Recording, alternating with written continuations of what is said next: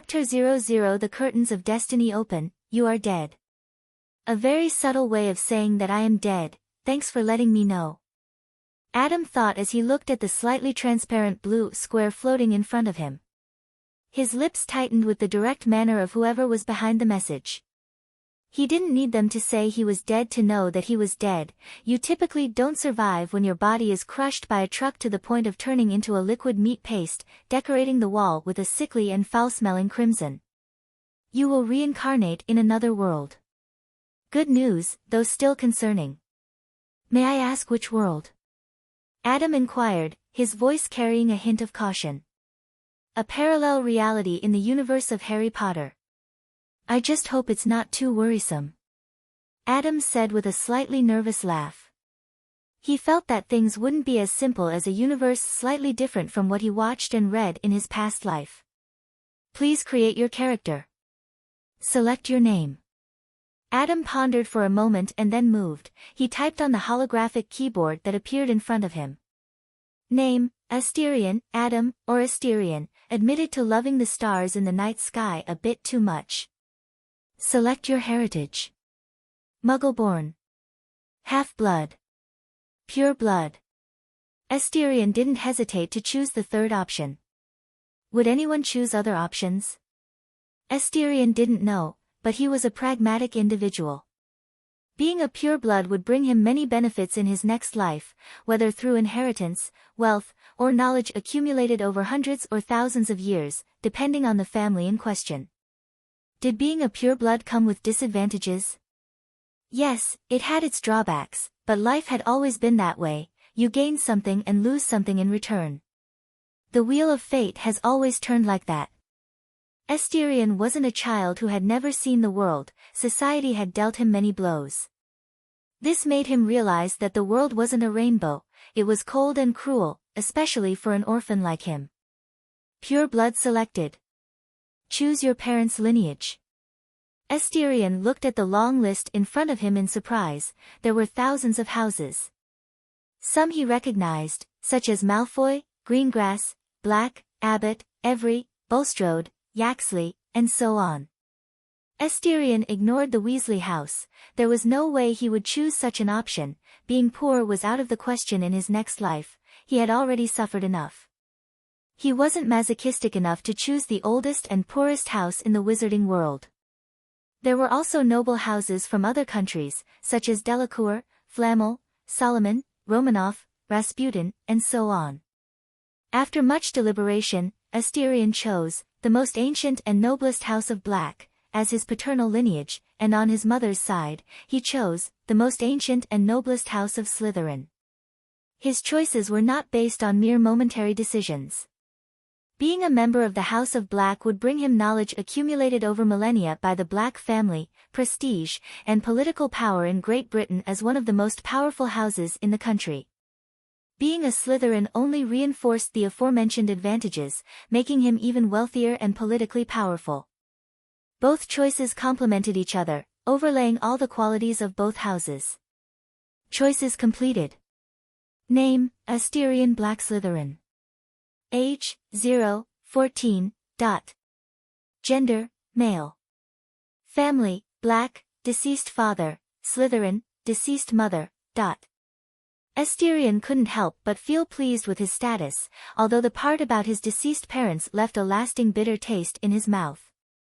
He would be lying if he said he didn't want a family. Suddenly, while his gaze remained focused on the main status screen, his attention was diverted to another screen that read, Generating Inherent Curse Technique. Asterion was surprised and couldn't help but want to swear out loud. The world he was being reborn into was a mix of Harry Potter and Jujutsu Kaisen. Taking a deep breath to calm his undead heart, Asterion looked at the experience bar growing gradually with a growing sense of anticipation in his chest. 0%. 5%. 15%. Now, this practically changes everything. While before the world of Harry Potter was based on heritage and a bit of talent, there was still hope for Muggle-born wizards to rise in the wizarding society. But now, with this change, having hope would be a challenging thing to achieve in this world where negative emotions turn into man-devouring monsters. Asterion couldn't help but be thankful for choosing to be a pure blood in this cursed world. At least he would inherit one of the inherent curse techniques from one of the houses he chose, be it Black or Slytherin, he didn't mind. 57%. 62%. 87%, he supposed that to endure for millennia in this world full of madness, killing, and horror, a family must be strong, or it would be destroyed over the centuries, let alone survive for millennia. 90%. 95%. 96%, 97%. 98%. 99%. 100%. Inherent technique successfully generated. Creation and manipulation of cursed spirits. Description. As the name suggests, the technique allows for the creation and control of cursed spirits. The curses created or mastered are absorbed into small black orbs that the host must orally ingest to use. If the grade difference is more than 2 levels, the host can absorb a curse without consequences.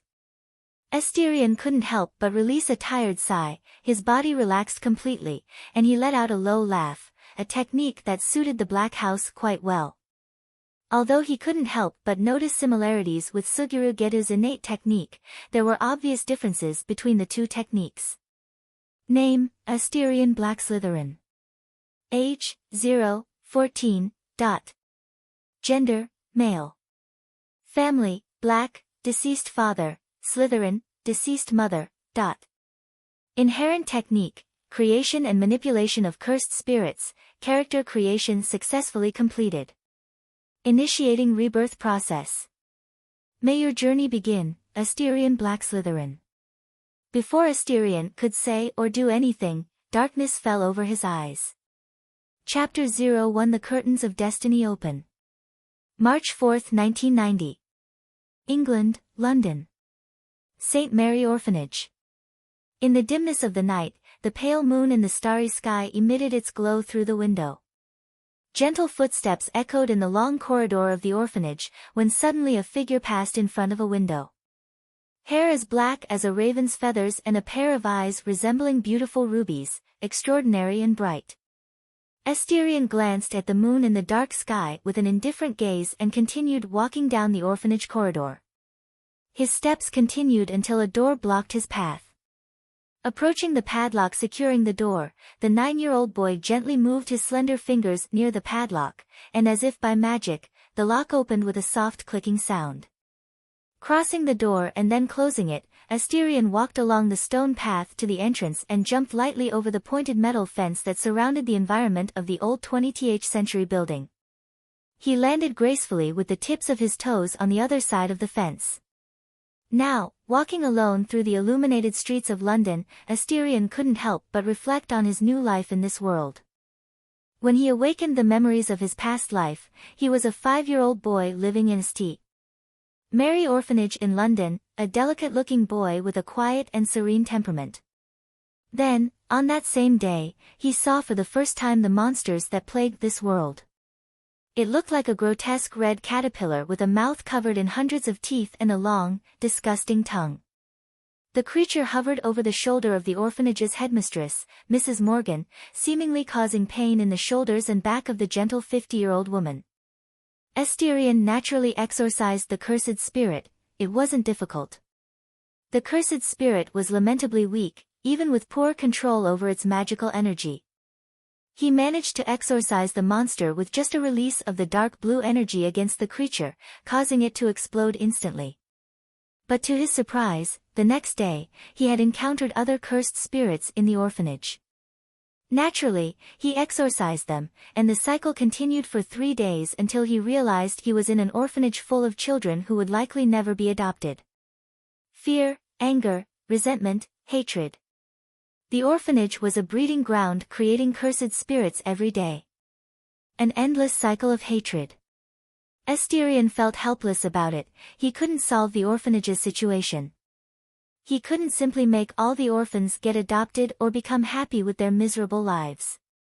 The only thing he could help with was dealing with the cursed spirits. It was then that he used, for the first time, his innate technique, creation and manipulation of cursed spirits. He created a cursed spirit whose sole mission was to kill all the other cursed spirits generated in the orphanage. In the following week, he expanded its reach to cover the entire street. With the issue of cursed spirits resolved in the orphanage, Asterion did what anyone would do in a dangerous world: he trained. He trained to the point of exhaustion, whether using his innate technique or manipulating his magical energy. When he wasn't training, he was sleeping, resting from the exhaustive regimen of his training. But there was one thing he never got used to, and he wholeheartedly agreed with Suguru Geto. The taste of a cursed spirit was incomparably disgusting. It was like eating a cloth soaked in vomit, feces, and any disgusting thing you could imagine. The first time Asterion swallowed a cursed orb, he vomited so much that blood had mixed with his saliva, as there was nothing in his stomach but saliva at that moment. After that experience, he was only able to swallow another cursed orb the following week. Naturally, he vomited again, though a bit less than the first time. It took 6 long and exhausting months until he could swallow a cursed orb without vomiting. Asterion assumed that a 40-year-old prostitute, despite her years of experience, might not have as much expertise in using her own throat without vomiting as he did. A somewhat unpleasant realization for him. Midline horizontal ellipsis. The training left some scars on his mind, whether due to his innate technique or his rigorous regimen. Combined with the fact that he was isolated in the orphanage, Asterion became more indifferent to his own feelings. Time passed, and 3 years and 6 months had gone by. 9-year-old Asterion was now ready to truly create a second powerful cursed spirit that would grow with him in this messed up world. Midline horizontal ellipsis. Facing the gates of the empty school, Asterion easily leaped over the wall and landed on the ground with his hands in his pants pockets. He lifted his head and gazed at the enormous building with his serene and icy eyes. To any normal person, the school appeared perfectly normal, with nothing out of the ordinary, but in Asterion's eyes, remnants of negative magical energy were scattered everywhere. It was a miracle that a powerful cursed spirit had not emerged in the school. Hospitals, schools, cemeteries, and any place with a large number of people generated a significant amount of negative magical energy, which in turn formed cursed spirits. It was like an endless cycle of hatred and resentment. This school was one of Asterion's targets for today's operation. Walking through the empty corridors of the school, only his footsteps echoed in the particularly silent environment. Asterion could feel it, the cold atmosphere hanging in the air, the greedy, cold, and sadistic gaze lurking in the shadows. It wasn't powerful, he estimated grade 3 or semi-grade 3. He could kill with a wave of his hand and paid no mind to the ant lurking in the shadows. Reaching the center of the school, where the negative magical energy was strongest, the cafeteria. Asterion stopped and extended his arm forward. He began using his innate technique, creation and manipulation of cursed spirits. The dark blue energy quickly began to mobilize throughout the entire school, converging in one place, the cafeteria. When a substantial amount of negative magical energy gathered in one spot, blue lights began to flicker around. Asterion's hair gently fluttered alongside the blue sparks, floating like fire sparks in the air. Interestingly, unlike the innate technique, which could be easily used as an extension of a limb, magical energy was different, you had to learn to control it. The control of one's magical energy reflected in the innate technique. For example, it was like plugging a 120 Hz device into a 240 Hz socket. Naturally, the device would fry due to the high voltage. The innate technique operated similarly. If you couldn't control your magical energy, what would be created was a monster entirely different from what you envisioned during the creation of the cursed spirit. It often turned into an amoeba without any distinctive features, power, or personality. Translated by AI. Chapter 02. The Curtains of Destiny open. Creating a cursed spirit was akin to composing a song with melodies that emerged from the 9 hells of Satan. Asterion moved his hands as if playing a dark and malevolent melody, cold and malicious musical notes, while manipulating his fingers in the dark and mysterious ripples of negative magical energy. Relentlessly, he forced his intentions and desires into the core of the cursed spirit's being, shaping its personality and consciousness. This was crucial for a cursed spirit to evolve smoothly in the future. In this cursed spirit, he specifically infused his desires and yearnings to control the weather, storms, and soar freely in the sky. He was crafting a powerful melody that seemed to resonate with the boundless power of the heavens, a ruler cold, arrogant, and relentless, almost a god in the truest sense of the word. However, instead of a deity revered in the annals of human history, what he was creating was something dirty and unholy, a demon king. While Asterion was fully immersed in creating his second masterpiece, the lurking being deemed it an opportune time to reveal itself. It walked on the ceiling with 4 legs sporting extremely long claws. Its skin was wrinkled and green, its face covered by dirty, black, and unkempt hair. The visage resembled that of a horse's long snout, and its sickly yellow eyes were fixed on the figure standing in the center of the dining hall. It was a cursed spirit. An insatiable greed and a sadistic, arrogant gaze reflected in its yellow pupils. The cursed spirit advanced, walking on the ceiling, its gaze unwavering from the figure emitting an extremely alluring scent.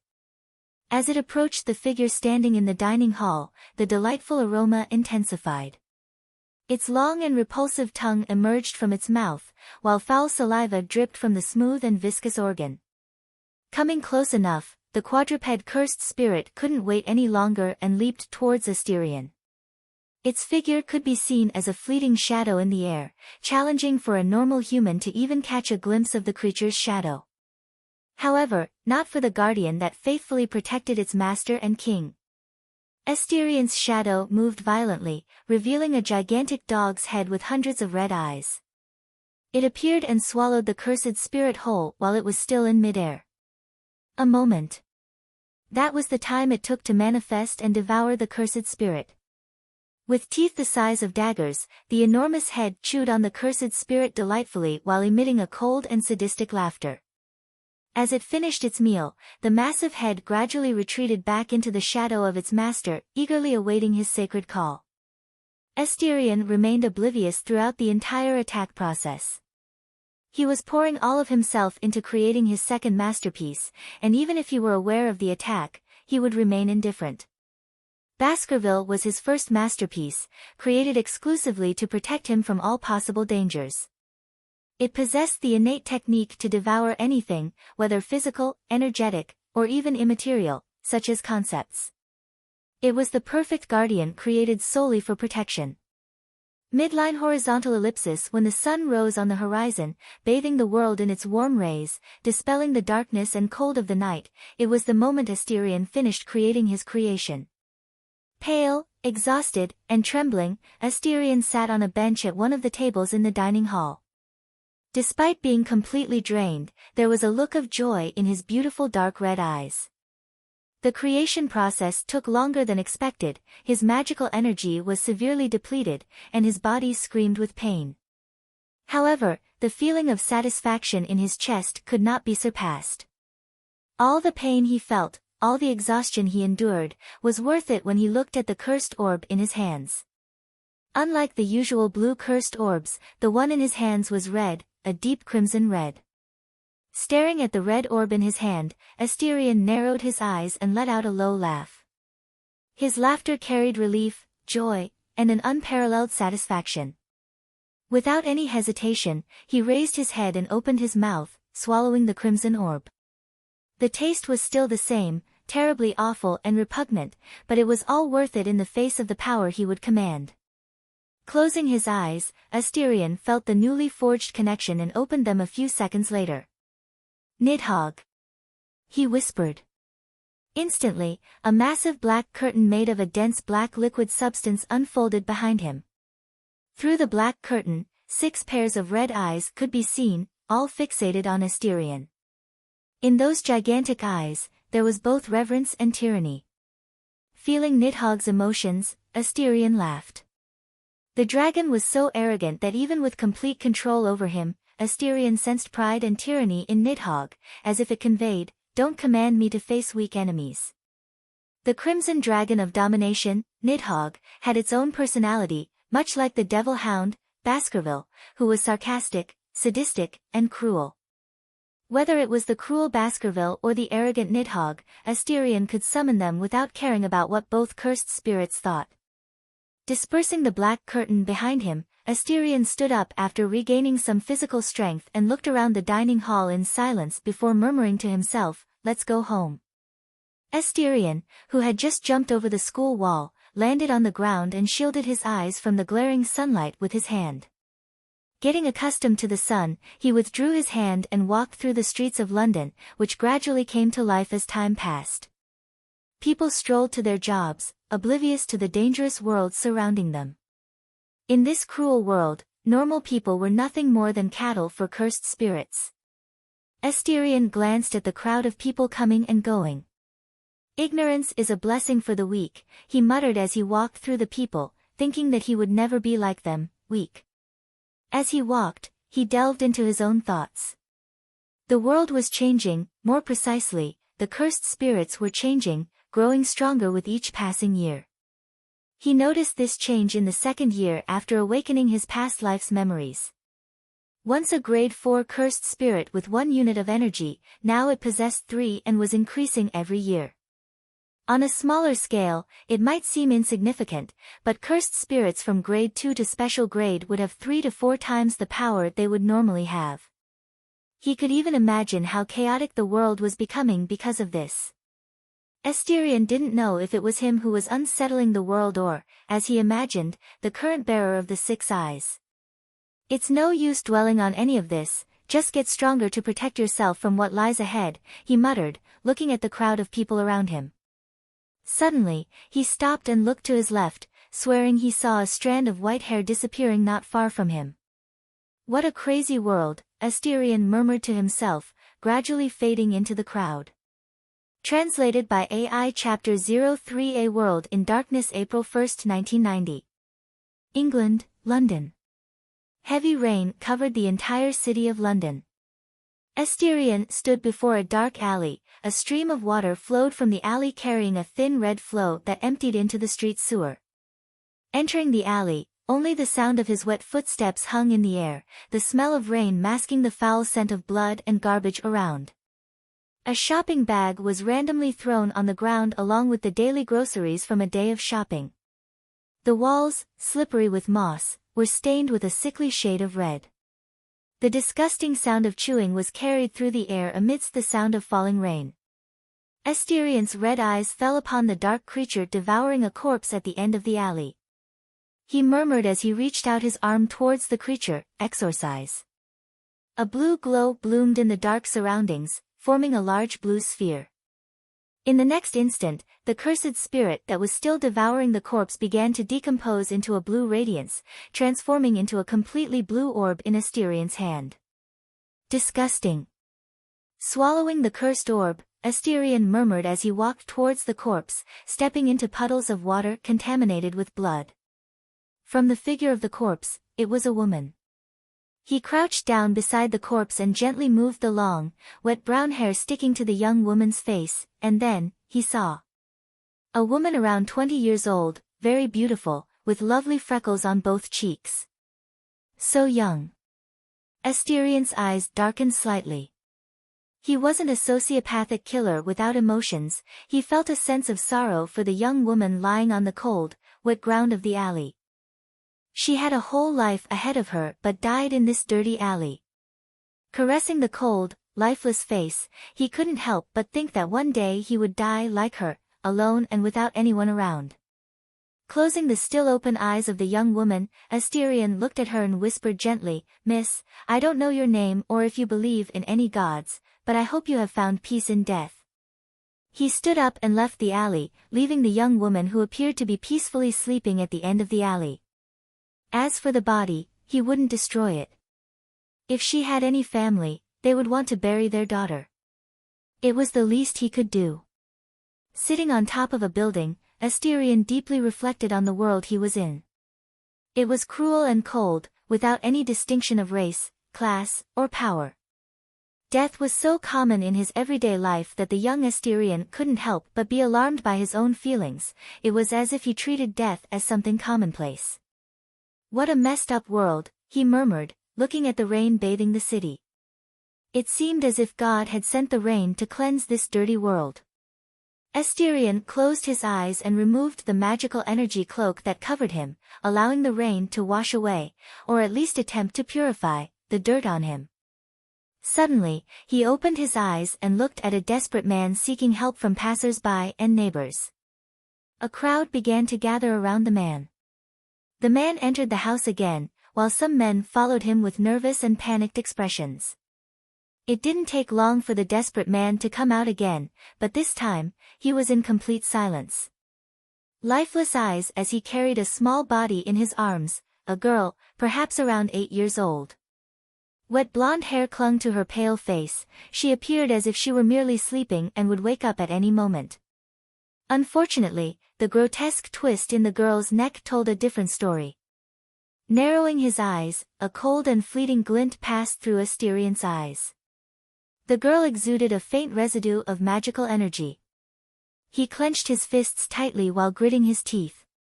It was a cursed spirit that had killed the girl, who probably had recently awakened her own magical energy. It was a phenomenon he had discovered. When a child awakened their magical energy, cursed spirits were drawn to the magical energy emitted by that particular child. Asterion berated himself a bit for not having the 6 eyes at this moment, he could have noticed given the current distance between him and the girl's house. Taking a deep breath and then exhaling the air from his lungs, Asterion calmed himself as he regained control over his emotions. In the end, I don't even know why I'm dwelling on this so much, maybe because I've seen too much death recently. He dried the water on his clothes and covered himself again with the cloak of magical energy. Giving one last glance at the child who seemed to be sleeping peacefully in her father's arms, he leaped from building to building while a thought crossed his mind. Can I create a cursed spirit capable of devouring all magical energy in the world? Midline horizontal ellipsis 29 de Abril de 1990. Since he had that momentary thought, Asterion tried and tried, but he discovered that it was impossible to create a cursed spirit capable of devouring all magical energy in the world. He encountered 2 main limitations that prevented him from succeeding. The first limitation was the amount of magical energy he had. No matter how absurdly large his magical energy reserves were, it was a drop in the ocean compared to the vast amount required to create something so grandiose. This was because, to create something powerful, you needed an equally powerful energy source. It was a basic principle of the laws of physics. The second limitation was his own body, which wouldn't withstand such an exhaustive process. Even the mere attempt would cause his body to collapse instantly. This made his idea of creating a cursed spirit capable of purifying this world entirely futile. Lying on the bed in the orphanage, Asterion stared at the ceiling in silence. I need to start systematically learning the knowledge of this world and stop trying to understand everything blindly. The knowledge of the Black House should help. There were many things he hadn't learned because of being alone and without knowledge, whether it was barriers or domain expansion, he possessed none. However, Asterion hesitated, he didn't want to approach the wizarding world until he could gain the power to protect himself. Specifically, he sought the power of a special grade sorcerer. Also, he didn't know how the Ministry of Magic or any other organization would react if they became aware of his existence. The life experience of Gojo Satoru was still on his mind. Currently, he was 9 years old and was likely a grade 1 sorcerer, bordering on the power of a semi-special grade sorcerer. If he combined the 334 cursed spirits he possessed, he was a semi-special grade sorcerer. As for this small number of cursed spirits, Asterion was still defenseless. He wasn't omnipotent, he had to focus on training or hunting cursed spirits. In the end, he chose to train and hunt only in the spare hours he had throughout the years. Try summoning a house elf connected to the Black House. If that fails, I must discreetly infiltrate Diagon Alley. Releasing a sigh, Asterion closed his eyes and fell asleep. The weight of his experiments was beginning to take its toll. Translated by IA Chapter 0 for the young heir of House Black. Arcturus Black III couldn't help but feel that fate was cruel to his family. Their prestigious and noble house was on the brink of extinction, with the only eligible heir to inherit the patriarchal mantle being the son of his elegant great-niece, Narcissa. To his dismay, a haughty and spoiled young boy, who dared not practice the simplified inherited technique of the Black House, had the audacity to claim the noble throne of the Blacks. Even if he were to die, Arcturus would prefer to destroy the entire Black House than see the Malfoy boy inherit it. He wouldn't have the courage to face his ancestors in the afterlife if he allowed a boy who didn't even practice the simplified inherited technique to inherit the patriarchal mantle. So, as if Merlin had heard his prayers, the Black family's house elf, Krrish, came into his presence, claiming to have heard a call from a member of the Black family summoning him. And it wasn't the three daughters of Cygnus. Arcturus' face, which had always remained cold and indifferent for most of his life, broke into a smile like never before. However, upon learning about the 9-year-old boy with eyes as red as rubies, he laughed, releasing a loud and hearty laughter. Eyes as red as rubies. How those words were music to Arcturus' ears. The reason Arcturus was so excited was that red held a special significance for the Black family, as it was the same color of eyes as their ancestor, whose name was Corvinus Black. The red eyes, or the eyes of the heart, were a rare mutation that appeared in a member of the Black family once every few centuries. This mutation would only occur if someone inherited the inherited technique of the Black House, creation and manipulation of cursed spirits.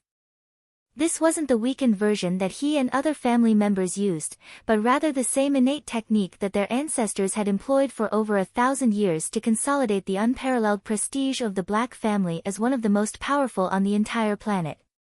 Arcturus was in complete happiness. Even at almost 90 years old, having survived 2 magical wars, and nearly dying countless times at the hands of cursed spirits, Arcturus only wanted to scream to express the excitement welling up infinitely in his chest. Fortunately, he managed to maintain his composure. After all, he hadn't lived so long without being able to control his own emotions. "Take me to the boy, Krrish," Arcturus exclaimed, his voice resonating through the Black Manor. "Yes, Lord Black." "As you command, Lord Black," Krrish responded, gripping his large ears so tightly it seemed they could detach from his head. He displayed a happiness that rivaled Arcturus' own. Midline horizontal ellipsis. As he observed the imposing structure of the orphanage before him, Arcturus furrowed his brow, silently expressing a hope that his potential great-grandson wouldn't fall victim to shyness or low self-esteem due to his upbringing. If that were the case, he pledged to mold the young one into a true noble in every sense of the word. It was inconceivable that the future heir of the House Black would possess any trace of shyness or insecurity in the presence of other noble houses. Holding his cane, adorned with the Black family crest sculpted onto it, a raven with wings spread wide, Arcturus walked the stone path until he stood in front of a door. With determination, he grasped the iron doorbell in a circular shape and rang it 3 times, producing a resonant sound that echoed through the surroundings. The door opened in response, revealing a woman of approximately 50 years, her graying hair arranged in an elegant bun. She wore a kindly expression, with a welcoming smile on her lips. "How may I assist you, Your Excellency?" Gazing carefully at the elderly man, impeccably dressed in a noble black suit adorned with silver threads, Isabel Morgan, the respected headmistress of the orphanage, inquired with a voice that carried a note of prudence. "Good afternoon, ma'am." Arcturus removed his hat and elegantly placed it over his chest as he bowed gracefully. "I am Arcturus Black III. I hope you forgive the unexpected, unannounced visit, but I have important matters concerning your orphanage." Isabel couldn't help but feel surprised, not only by the gentlemanly manners of the nobleman but also by the name itself. He shared the same surname as the young Asterion in her orphanage. It didn't take much insight to realize there was some relation between the two. After all, Black was not a common surname in England. With a kind smile, Isabel opened the door and gestured invitingly for Arcturus to enter. "It's not a bother, Mr. Black. Please come in, and I will arrange for some tea while we discuss our matters." Midline horizontal ellipsis. Inside the headmistress's office, Arcturus found himself seated while being served a cup of tea by the esteemed leader of the orphanage. After serving him, she settled into the chair across from him, casting a penetrating look with her almost black, deep brown eyes, emanating seriousness. "I presume your excellency has come in search of young Asterion," the headmistress expressed, her voice deep and her gaze incisive. "Certainly, Mrs. Morgan. Could you enlighten me about him?" inquired Arcturus, his voice raspy, marked by the passage of time, carrying a hint of anxiety. Perhaps sensing this, the headmistress smiled gently, addressing the elderly man calmly as she sipped her tea. "Asterion has always been a boy of calm and serene nature, offering his help readily, without ever complaining or shedding tears. He excelled in private lessons, securing the top position in all tests. However..." The headmistress paused briefly, seemingly hesitant for some reason, but continued under the unwavering gaze of the man. "He changed at the age of 6. Although he continued to perform his tasks impeccably, he distanced himself from the other children and spent long hours in his room. I would say that over time, he became progressively more distant and cold." Arcturus listened attentively, fearing to miss any detail. Upon hearing about the young boy's qualities, especially his academic achievements, he nodded with satisfaction, increasingly pleased with the prospect of Asterion as his future heir. Regarding the account of the boy becoming progressively more distant and cold, Arcturus presumed that the boy awakened his magical energy at the age of 6 and began to use and experiment with it, including his inherited technique. Why did he think so? The moment Arcturus entered the orphanage, he detected numerous cursed spirits, some for surveillance and others for attacks. The boy had wasted no time when it came to security. Translated by AI Chapter 05. The young heir of House Black, observing the man's atypical reaction, Isabel inquired with a stern voice tinged with anger, "You don't seem concerned about his condition, Mr. Black." Arcturus' indifference to Asterion's well-being truly infuriated the orphanage headmistress. Having devoted her entire life to caring for children, she particularly despised those who ignored a child's pain. Arcturus coldly gazed at the woman, who concealed her anger behind a stoic facade. He held the cup and slowly tasted the tea. "When you wear the crown, you must bear its weight," the indifferent voice lingered in the office air. He looked up, directly into the woman's eyes, and continued speaking slowly. "Asterion chose to live with a true black, he placed the crown, now he must bear the weight that comes with it." Isabel's eyes seemed frozen as she heard his words. "What weight should a 9-year-old child bear, Mr. Black?" Her kind voice transformed into a harsh and cold tone. "That's no longer something that concerns you, Mrs. Morgan." He paused for a moment, looked at the woman, and continued, "If you'll allow me, I want to meet my great-grandson now." He finished by placing the teacup on the table. Isabel took a deep breath, restraining herself from shouting and expelling the man from the orphanage. However, she knew she couldn't. The man in front of her had complete rights over Asterion as the likely guardian of the boy. "Please follow me, Mr. Black," she said, rising from her chair. Arcturus ignored the woman's cold tone. Like a muggle, she would never understand the weight a wizard carried. He wasn't deemed noble merely by birth, he was regarded as noble for shedding blood and sweat for the country he loved. For over 7 decades, he pressed on, engaging in an unyielding battle against the darkness, teetering on the brink of death numerous times. Survival in some instances was just a stroke of luck. Relentless, he advanced, oblivious to the countless scars etched onto his body during years of tireless struggle. Isabel accompanied Arcturus to the first floor of the building, where they finally stopped in front of a door. Knocking on the door, Isabel spoke in a gentle tone, quite different from the tone she had used with Arcturus earlier. "Asterion, you have a visitor. May I come in for a moment?" "Come in, it's open," a low voice responded from behind the door, fatigue audible in his tone. As Isabel was about to enter, she couldn't proceed as Arcturus had stopped her.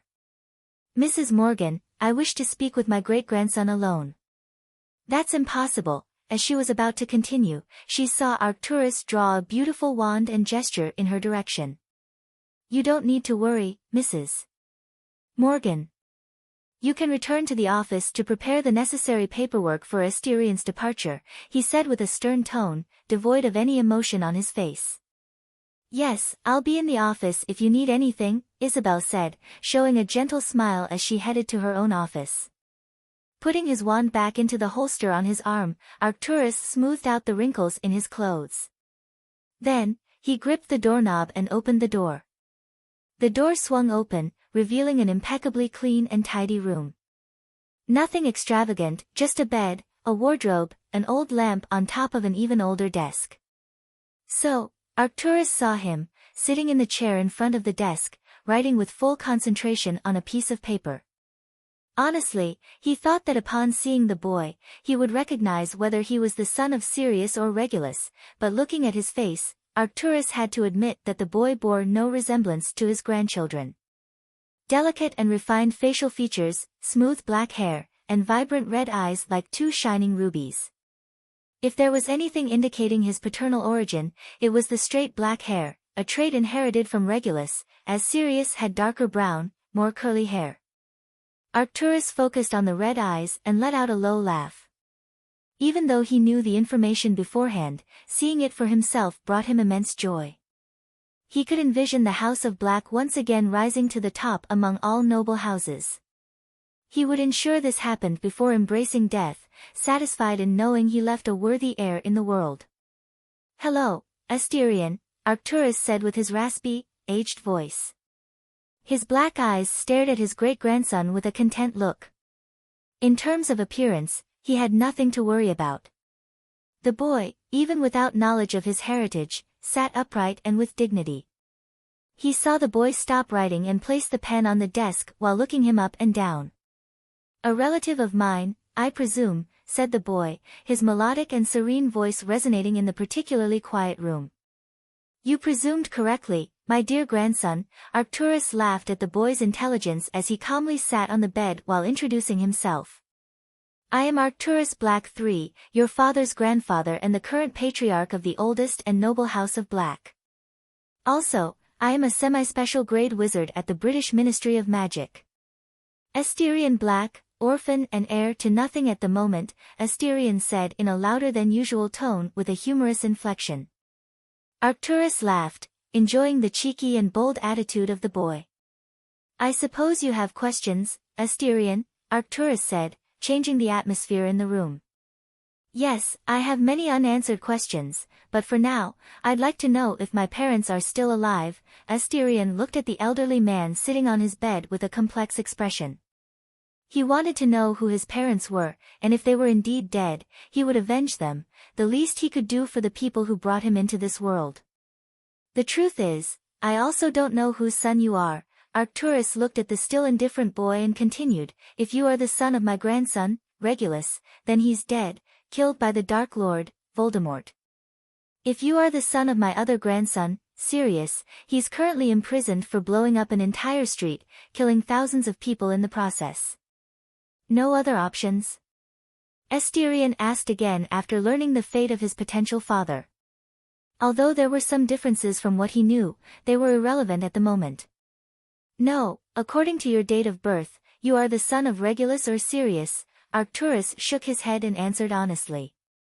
After learning about the boy's existence, he himself determined the boy's paternal origins. He was the son of Regulus or Sirius, there was no other option. "I am the son of Regulus," Asterion spoke, causing the room to fall into complete silence. The boy's response made Arcturus look closely at him with an extremely serious expression. Translated by AI. Chapter 06. The young heir of House Black. The silence hung in the air, both exchanging a gaze in complete quietness. Arcturus was the first to break the silence between them. "So, how do you know your Regulus son?" His penetrating gaze fixed on the boy's eyes. Besides the boy knowing who his father was, there was something Arcturus had overlooked in his happiness at having an heir. He wanted to know how Asterion would know how to summon the house elf creature, something that, in the wizarding world, could be considered common but not for a 9-year-old living in a Muggle orphanage. "I'd prefer to refrain from answering that question," was the only thing Asterion said. A tense and penetrating gaze continued between the two until Arcturus, sighing, admitted, "Very well, everyone has their secrets, Asterion. I won't question yours." As he said this, the tense atmosphere naturally dissipated. "Pack your belongings, Asterion. We're going to the Black Manor," Arcturus said, getting up from the bed. He headed towards the door, but before leaving, he threw in one last remark. "By the way, control the killer intent of the cursed spirit in your shadow. It's giving away your location." After that, he left the room without waiting for his great-grandson's response. "Baskerville, if you think about killing my great-grandfather again, I'll remove you and place Nidhogg in my shadow." Looking at his own shadow where hundreds of pairs of red eyes opened, Asterion didn't hesitate to threaten the Hellhound, depriving it of the thing it valued most in the world, being his guardian. Asterion's shadow rippled gently, showing its submission to him. Asterion snorted, walked to the bed, and crouched down. He reached under the bed and pulled out a suitcase. Not long after, he began to gather everything that was his in this room, which wasn't much to begin with.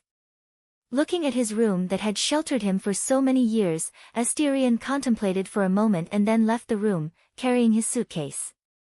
Outside the orphanage, Asterion could be seen bidding farewell to the orphanage head and the other sisters who had cared for him since his birth in this world.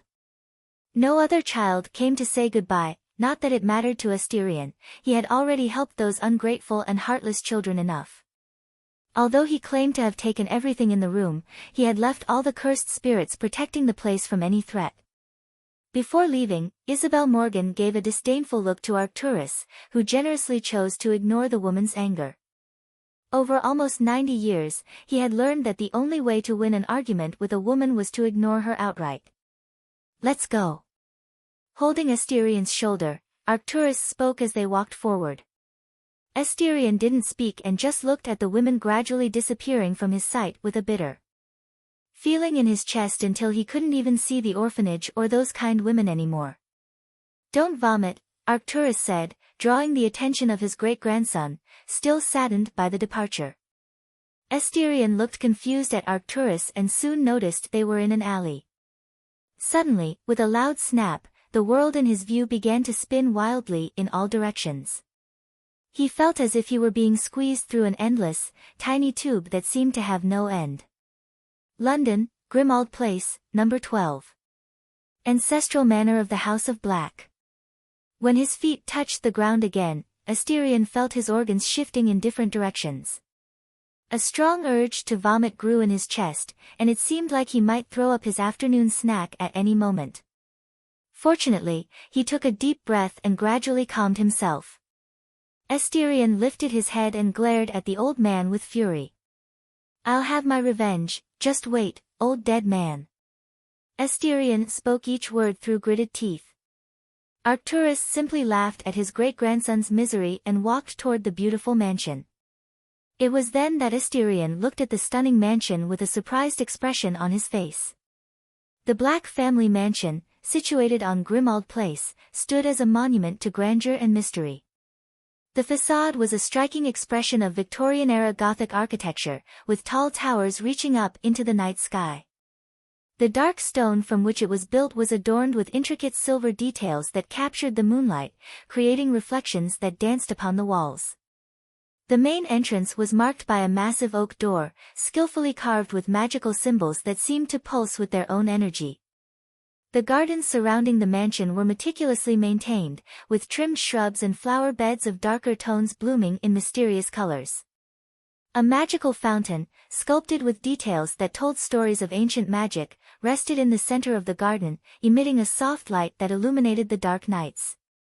It was entirely different from the mansion described in the movies and books, but upon reflection, in the original reality, after the death of Walburga Black in 1985, the mansion went decades without being cared for. It was natural that the mansion was in perfect condition with Arcturus living in it. After all, it was where he resided, and no one would want to live in a dirty and crumbling place. Entering the entrance hall, what caught Asterion's attention wasn't how luxurious the place was, nor the chandelier made of crystals exuding a soft light that illuminated the surroundings, nor the soft black carpet that made you feel like you were stepping on clouds, but an intricate statue on the wall facing the door. It was the statue of a man, wearing a classic wizard's robe. He looked handsome, or at least the artist who made it intended him to be so, but what caught attention the most were the statue's eyes. They were red. Upon closer inspection, one could see that they were two extremely bright rubies. The statue's eyes seemed to judge anyone entering through the massive oak doors of the Black Mansion. Asterion couldn't help but narrow his eyes thoughtfully, feeling the colossal negative magical energy emanating from the statue. It was the first time he truly felt the power of the special grade. It was oppressive, powerful, and terribly malevolent. Noticing Asterion's tension, Arcturus explained with a sense of pride in his voice, "It's the cursed spirit that our ancestor, Corvinus Black, captured near the end of his life. The statue serves as a seal, imprisoning the monster within. This is also the last line of defense for the mansion, which would only be activated when the Black Mansion is destroyed, taking us and our enemies together to hell." Asterion had only one thought in his mind. "I hope it's not Sukuna or Maharaga." Translated by AI. Chapter 07 The Young Heir of House Black, May 30, 1990 Black House Mansion. 1 month. That was the time Asterion spent in this magnificent mansion, and honestly, it was a pleasant experience he never expected to end. The entire mansion was divided into 9 parts: the entrance hall, living room, dining hall, guest rooms, main bedrooms, forbidden library, ballroom, room of animated portraits, and finally, the enchanted gardens. Asterion spent most of his hours in the forbidden library. As the name itself suggests, the library was a treasure trove of forbidden knowledge, with ebony shelves filled with volumes bound in black leather. The soft light from magical lanterns highlighted ancient scrolls, while leather armchairs invited readers to unravel the hidden secrets within the forbidden pages. Ancient masks and magical artifacts adorned the shelves, creating an atmosphere of reverence for the lost and archaic knowledge from 1,000 years ago. He threw himself with open arms into the sea of knowledge, finding himself fascinated by magic and the epics of human history in the face of adversities imposed by destiny itself. A destiny where humans triumphed in the face of the impossible, regardless of what they sacrificed. And magic, a whisper of chaos and entropy, where sorcerers imposed their own will on reality. Midline horizontal ellipsis seated in the soft and comfortable leather armchair, Asterion was reading a book that held great importance to him. This book compiled the experiences of all the bearers of the Black House's inherent technique, where they openly shared their life experiences, struggles, passions, and the complete insanity that pervaded their minds, without any distinction between good and evil. In the pages bordering on madness, the knowledge of his 9 predecessors in the creation and manipulation of cursed spirits was recorded. Being he, Asterion Regulus Black, the 10th to possess this powerful inherent technique. The grandeur of these predecessors was indescribable, each one a genius in their own measure, transcending the limits of the prodigious, and often, the insane. Yes, geniuses. That was the only adjective Asterion could use to explain the brilliance of his predecessors. There was no other word to describe them. Each more prodigious than the other, geniuses among geniuses, as well as mad among the mad.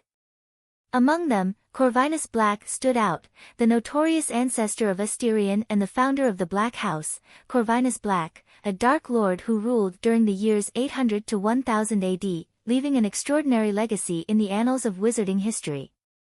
Faced with the tens of thousands of pages detailing the experiments conducted with his inherent technique, Asterion couldn't help but feel a mixture of admiration and apprehension. He realized he was a mere novice in the presence of these extraordinary men and women, a pure and innocent white rabbit compared to the insane complexity of their minds. These individuals had crossed the boundaries between sanity and insanity, revealing themselves as true visionaries or, in some cases, complete lunatics. Asterion glimpsed the possibility of also following the same fate in the face of the tempting whispers in the form of writing on those pages with forbidden knowledge. They conducted tests on humans, cursed spirits, and any species they deemed intriguing. All of this for a single purpose. A goal speculated by Corvinus Black before his death, and one that all 9 predecessors of Asterion embraced without hesitation or fear. So, the second bearer of the Black House's inherent technique, Ares Black, devised the most insane, mad, and dirty plan a human could conceive. The plan for creating gods, just by its blasphemous name, you could imagine the madness and megalomaniacal arrogance of the man. Asterion finally understood why there were such a vast number of books and scrolls explaining the anatomy of various species, the vast majority extinct in the face of the relentless power that was time. Allowing his body to fall weakly into the armchair, Asterion closed the book and held it tightly in his arms. In the end, he felt that perhaps he wasn't so different from those who came before him. His attempt to create a cursed spirit capable of devouring all magical energy, wasn't it a budget version of the plan for creating gods that Corvinus and Ares proposed? It seemed like destiny was playing with him, like a puppeteer pushing him toward the abyss of insanity. The lingering question remained, one that everyone wanted to know, including Asterion himself. Would he be cruel enough to walk this path? Grindelwald pursued and still pursues this path, a path where his ambition surpasses all that is moral and human, regardless of how many people would die in the process. Asterion didn't know, and he didn't want to think about it at this moment. He closed his eyes and murmured to himself, perhaps it was a recurring question throughout the millennia, where geniuses asked the same question, where the ends justify the means. How many have died for my ambition? He reflected on this phrase countless times in his mind. Midline horizontal ellipsis observing his great-grandson distracted while eating, Arcturus elegantly wiped his mouth with a white handkerchief. You seem distracted, Asterion. Is something bothering you? The man's black eyes looked at the child with concern. Grandfather, you read that book? Asterion asked, raising his head and looking directly into his grandfather's eyes. You mean the book that every bearer of the family's inherent technique must read? Arcturus furrowed his brow, asking somewhat uncertainly. He remembered seeing Asterion reading the book earlier in the library but hadn't paid much attention at the time. It seems he gave something he shouldn't have to his great-grandson. Yes, Asterion replied. Arcturus looked at his great-grandson's pale face and responded honestly, only those who have inherited the true inherent technique of the family can read that book. I tried when I was your age, but it didn't open to me. You read something that bothered you. Arcturus quickly connected the dots and narrowed his eyes thoughtfully. Asterion lowered his head, keeping his gaze downcast. Although I cannot speak about it, as I am bound by the eternal vow, but what they want me to do, it's simply insane. How insane are we talking about? Arcturus furrowed his brows deeply. He did not expect this to happen when he gave the book to Asterion. So insane that it makes Voldemort seem like a pure and adorable little bunny in front of our ancestors, Asterion replied with a wry smile, hiding the bitterness beneath. Arcturus widened his eyes in shock but quickly composed himself. I don't know what you read in that book, but you are a black, Asterion.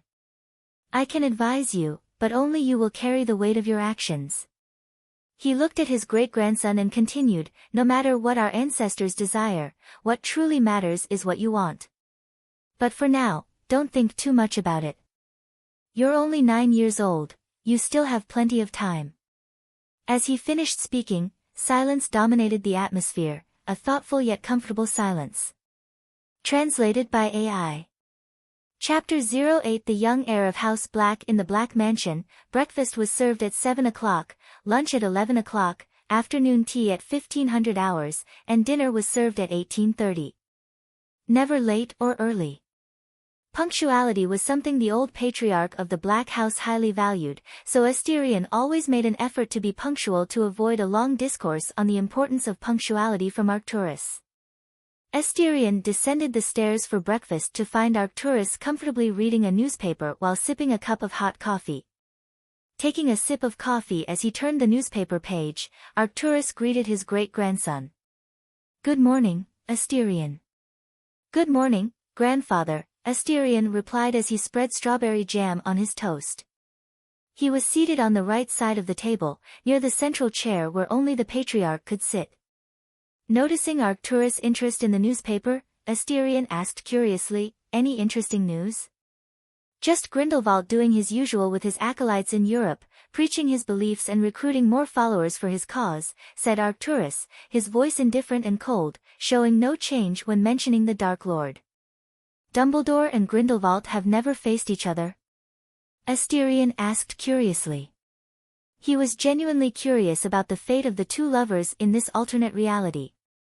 After a moment of silence, Arcturus replied, "Not that I know of, but I presume there hasn't been a battle between the two.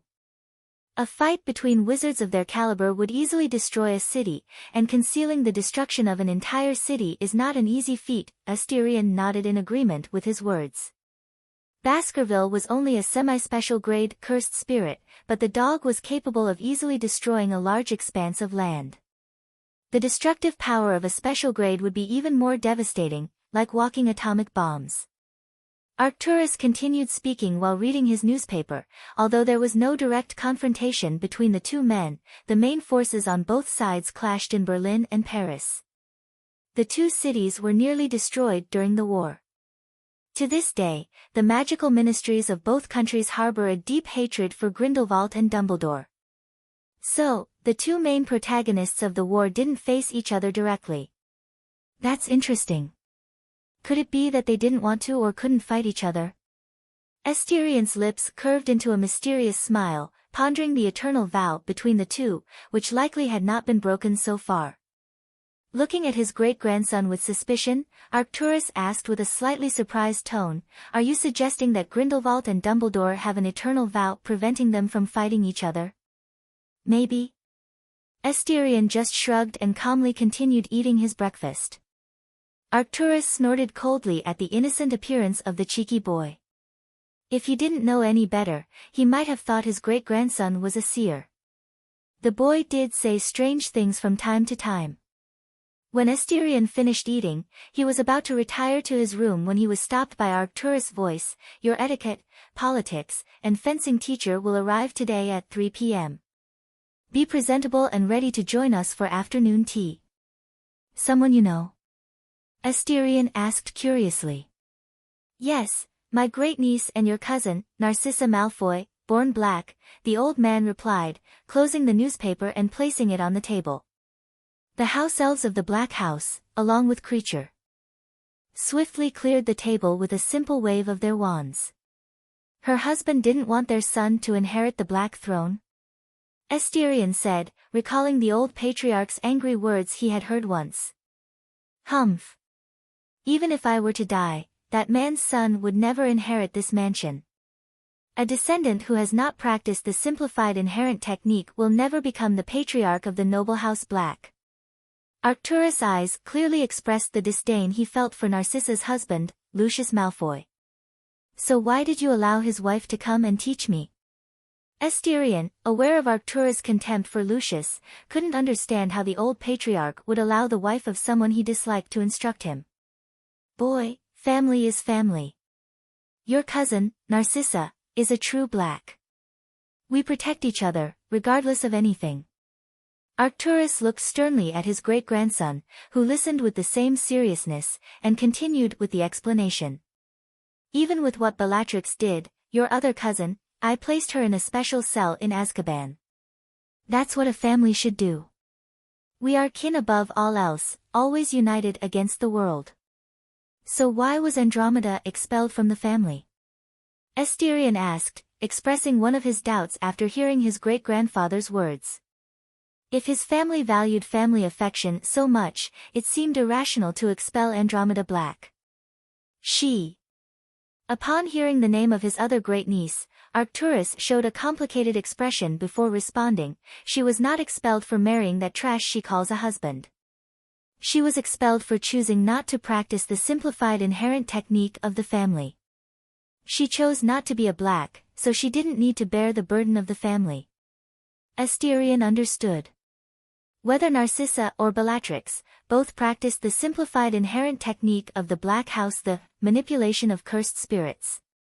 Each member had the choice to practice or not practice this technique. If they chose to practice, they would be considered a true Black and enjoyed all the power and prestige of the family, but if they chose not to practice, they would not be recognized as such by the family and would be expelled. "Don't worry, grandfather, I'll be properly ready to welcome my dear cousin," Asterion said, showing a rare smile on his lips. Arcturus was surprised by the boy's smile and simply closed his eyes with an equally rare smile. Although the boy was sarcastic, somewhat careless, and had terrible habits, he was learning that family was the most important thing in this cold world, where only family affection could give a bit of warmth. Translate by IA, Chapter 09. The young heir of House Black. Few were the expectations that Narcissa held for the roles she would play in life, and certainly being a tutor was not among them, especially for a cousin who until recently didn't even exist. However, she accepted the responsibility of instructing the boy with an unusual pleasure, observing her husband's expression of anger upon learning of the boy's existence, making the remaining days of the year considerably more enjoyable. Although she certainly did not show this happiness while savoring a delicious piece of chocolate cake, delighting in watching her husband's fit of rage, breaking all the fine oriental porcelain in the mansion. Definitely, she wasn't happy to see her husband's misery. What a terrible wife she was. However, she was filled with curiosity regarding this newly appeared cousin, the same one who had thwarted all the plans of her simple-minded husband.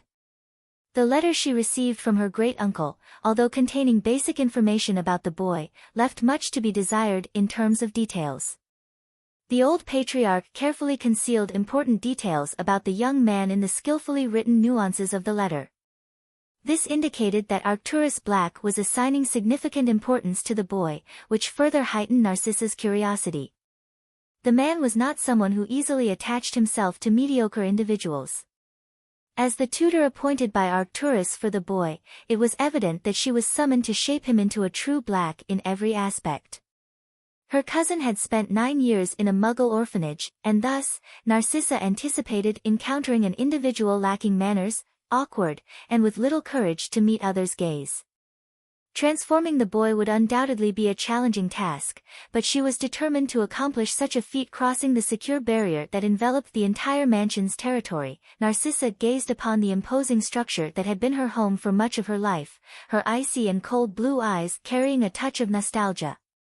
She advanced on a black high heel along the stone path that meandered around the fountain, heading towards the majestic stairs that led to the massive oak doors. Intricately carved into the wood, the crest of House Black, a raven with red eyes and wings spread open, adorned the doors. While ringing the doorbell, Narcissa allowed herself to reminisce about the days she had spent in this mansion. Although marked by the strictness of the rules, she learned that the best part of her life was living in this mansion with her sisters, cousins, uncles, and grandparents. A place where she was not seen as a monster in everyone's eyes. Perhaps that's why her mother, Druella, and her aunt, Walburga, raised her and her sisters this way, forging strong women to survive in this world. As she reflected on the dearest memories flooding her mind, Narcissa noticed that the door had swung open. A man, dressed in a black suit adorned with silver threads, stood before her. His nearly all-white hair displayed 2 black stripes on either side of his head, and his impeccably groomed beard followed the same pattern. Tall and broad-shouldered, he did not seem at all like an elderly man, despite having fought for a lengthy 70 years. His black eyes were as icy as one would expect from someone with a long history of battles. Narcissa's cold countenance broke into a gentle smile as she looked at her great-uncle, Arcturus Black. "Narcissa, it gladdens me to see you in good health," he said in his hoarse and serious voice, which seemed to soften as his eyes fell upon her. He extended his hand, displaying the Patriarch Black's ring. Narcissa bowed and gently kissed the ring, greeting one of the few remaining relatives still alive. "The feeling is mutual, grandfather," she replied, casting a kind glance at the man. If anyone witnessed this moment, they would surely think they were under the influence of an illusion spell, for the cold and arrogant Narcissa Malfoy never smiled, not even to her own children. "Come in, tea is served, we are just waiting for you," Arcturus Black said, making way and gesturing for her to enter. "Thank you, grandfather," expressed Narcissa, stepping into her childhood home.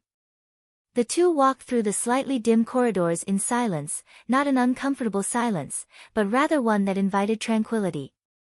Upon entering the dining room, Narcissa immediately noticed the absence of her Aunt Walburga Black's animated portrait. Typically, it would be hanging on the wall facing the door, the first thing to be noticed upon entering the elegant dining hall. Though perplexed, she chose not to question it immediately. Then, her eyes fell upon the child seated on the right side of the table, a chair traditionally occupied by the heir of House Black. Looking at the child's appearance, she was genuinely surprised. She had expected to see a mannerless beggar, but what she was witnessing was a small and charming prince. He bore no resemblance to her cousin Regulus, the only similarity they shared was the hair, sleek and as black as a raven's feathers. However, Narcissa noticed something crucial, something Arcturus had not mentioned in the letter he sent her. Staring into the child's red eyes, everything became clear to her. She understood why Arcturus wanted her as the boy's tutor, and comprehended the need for such confidentiality. The boy would be of utmost importance in the future, a pillar that would sustain the entire British wizarding community. More precisely, he would be utilized as a weapon to deter enemies within and outside of Britain. Simply by his existence, the whole of England would benefit internationally. No one would dare attack another country when there was a man who could literally command entire exercises of cursed spirits. After all, the history books were there. It was not uncommon for one magical community to attack another. The entire world was a struggle for resources. Excluding a few noble houses on Albus Dumbledore's side, all the other noble houses in England would easily bend their knees before him. They would finally have someone who could stand up against Albus Dumbledore in the Wizengamot, someone who would fight for their rights. Quite literally, he would be a king. "Dear grandfather, you truly know how to surprise a woman," Narcissa remarked, looking at the man's presumptuous face and speaking dryly. She knew he had done it on purpose, merely to embarrass her. "Ha ha ha," Arcturus responded with a low, hearty laugh. He looked at his grandniece and gestured for her to sit in the chair on the left, facing the boy. "Take a seat, let's talk over tea." Narcissa released a resigned sigh and gracefully sat in the chair, her cold eyes fixed on the boy. Translation by AI. Chapter 10 Asterion and Narcissa. "So, does the boy have potential, Narcissa?"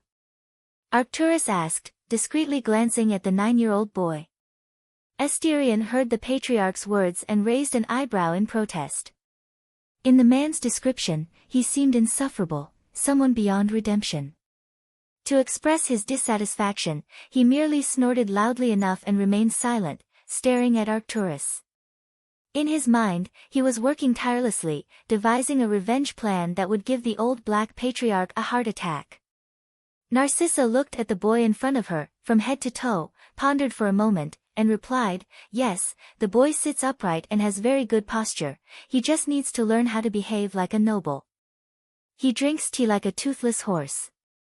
Asterion, who was sipping his tea without caring about what they were saying about him, furrowed his brows in irritation. What was wrong with holding the cup without the support of the saucer? "No rush, Narcissa. He'll learn eventually, you'll teach him well." "I have confidence in that," Arcturus replied, sipping his tea in silence, enjoying the company of his great-grandson and niece. Narcissa nodded and sipped her tea while her gaze remained fixed on the boy. She seemed to analyze every part of him, trying to uncover what was behind the cold and indifferent expression he reflected on his face, an expression familiar to a member of the Black family and quite renowned in the wizarding world. Asterion attempted to mimic the way they held the cup and saucer. After confirming that his action was correct, he looked at Arcturus coldly, as if to say, "Look, I'm a genius." Arcturus generously ignored him with a bored look and continued with what he was doing, sipping his tea. After Asterion's brief display of childishness, the three of them remained in silence. As Asterion observed his relatives, Arcturus, Narcissa, and himself, he noticed something interesting. It seemed that the facial paralysis appeared to be hereditary. The three members of the Black family at this table shared the same expression, cold and indifferent, as if nothing could shake them. Perhaps it was due to practicing the simplified inborn technique? Well, swallowing the dirtiest thing humanity has to offer daily does incredible things to someone's mind. "What will be your first step, Narcissa?" Arcturus asked, placing the saucer and cup on the table. After a brief moment of silence, she replied as she finished her tea, "Firstly, I'll take care of his clothes." What's wrong with the clothes I bought for him? Arcturus frowned, looking at Narcissa. That's the point. You bought 18th century clothes for Asterion, Narcissa spoke sarcastically, glancing at the relics that Arcturus called clothes on Asterion's body. Their elegant attire, Arcturus responded briefly, unconcerned about the sarcastic smile on his great-niece's lips. Asterion wholeheartedly agreed with Narcissa, those clothes were not only too large but also challenging to put on. He needed help every time he attempted to wear those ancient pieces of clothing. Arcturus ignored the uncultured individuals at the table who couldn't appreciate beautiful fabric even if they saw it in person. Come with me, Asterion. Narcissa stood up and called Asterion to leave the dining hall together. Asterion waved goodbye to Arcturus and followed Narcissa, a look of happiness reflecting in his beautiful red eyes. Finally, he would be free from those cursed medieval clothes. He couldn't understand why he had to wear such attire while his great-grandfather sported an elegant suit blended with modern and Victorian styles. I bet one of my kidneys he wanted to embarrass me. Where are we going? Asterion asked, keeping pace with the relatively quick stride of the elegant woman. Your room, I have to transfigure your clothes into something decent, replied Narcissa, walking directly to the Black Heir's room. The heir's room had always been the same, so she knew exactly where it was located. Asterion just nodded and looked at Narcissa carefully. She was undeniably the most stunning woman he had ever seen in 2 lifetimes. Narcissa was quite tall, standing at 185 centimeters, and with the elegant high heels she wore, she easily reached 190 centimeters. Her pale blonde hair was impeccably arranged in a bun, highlighting her refined and angular face, making her look beautiful but equally majestic. Narcissa's eyes were blue, a very light shade, akin to a frozen lake, as cold as the gaze she emanated. She wore a stylish, very modern black dress with an obvious Victorian flair. The black lace collar of the dress was high, covering a good portion of her slender neck. The woman embodied elegance and power, far from the trophy wife portrayal often seen in movies. Upon entering his room, Narcissa looked around and displayed a satisfied expression. The room was impeccably clean and tidy, without a single speck of dust or clothes scattered on the floor. Even the items on the desk were perfectly arranged. Very nice, your entire room is neat and clean, Narcissa commented, praising the entire room. I'm not a pig to live in a pigsty. Asterion found it quite normal to have a clean and fresh environment. Anything else would disrupt his sleep and activities. Believe me when I say most boys aren't like this, especially at Hogwarts. Imagine 6 13-year-olds in one room, Narcissa said, walking towards the closet. Asterion felt a shiver running down his spine at her words. The mere thought of 6 hormone-filled teenagers together in one room was the vision of an environment akin to hell for someone who loved cleanliness as he did. Don't worry, dear. Only Gryffindor and Hufflepuff have dormitories that crowded. Slytherin has individual rooms, and Ravenclaw has shared rooms with pairs. Perhaps sensing Asterion's tension, Narcissa explained as she opened the closet doors. Asterion sighed in relief at the explanation. He had promised himself that if that old, dirty hat dared to sort him into any house other than Slytherin, he would burn it without hesitation. While Asterion was preoccupied with his future at Hogwarts, Narcissa examined all the clothes in the closet. She couldn't help but display a radiant look upon realizing that all the garments were enchanted through complex processes of alchemy and ancient runes. Enchanted clothes were exceptionally expensive, not only due to the magical fabric but also the time-consuming and costly process of enchantments involving alchemy and ancient runes.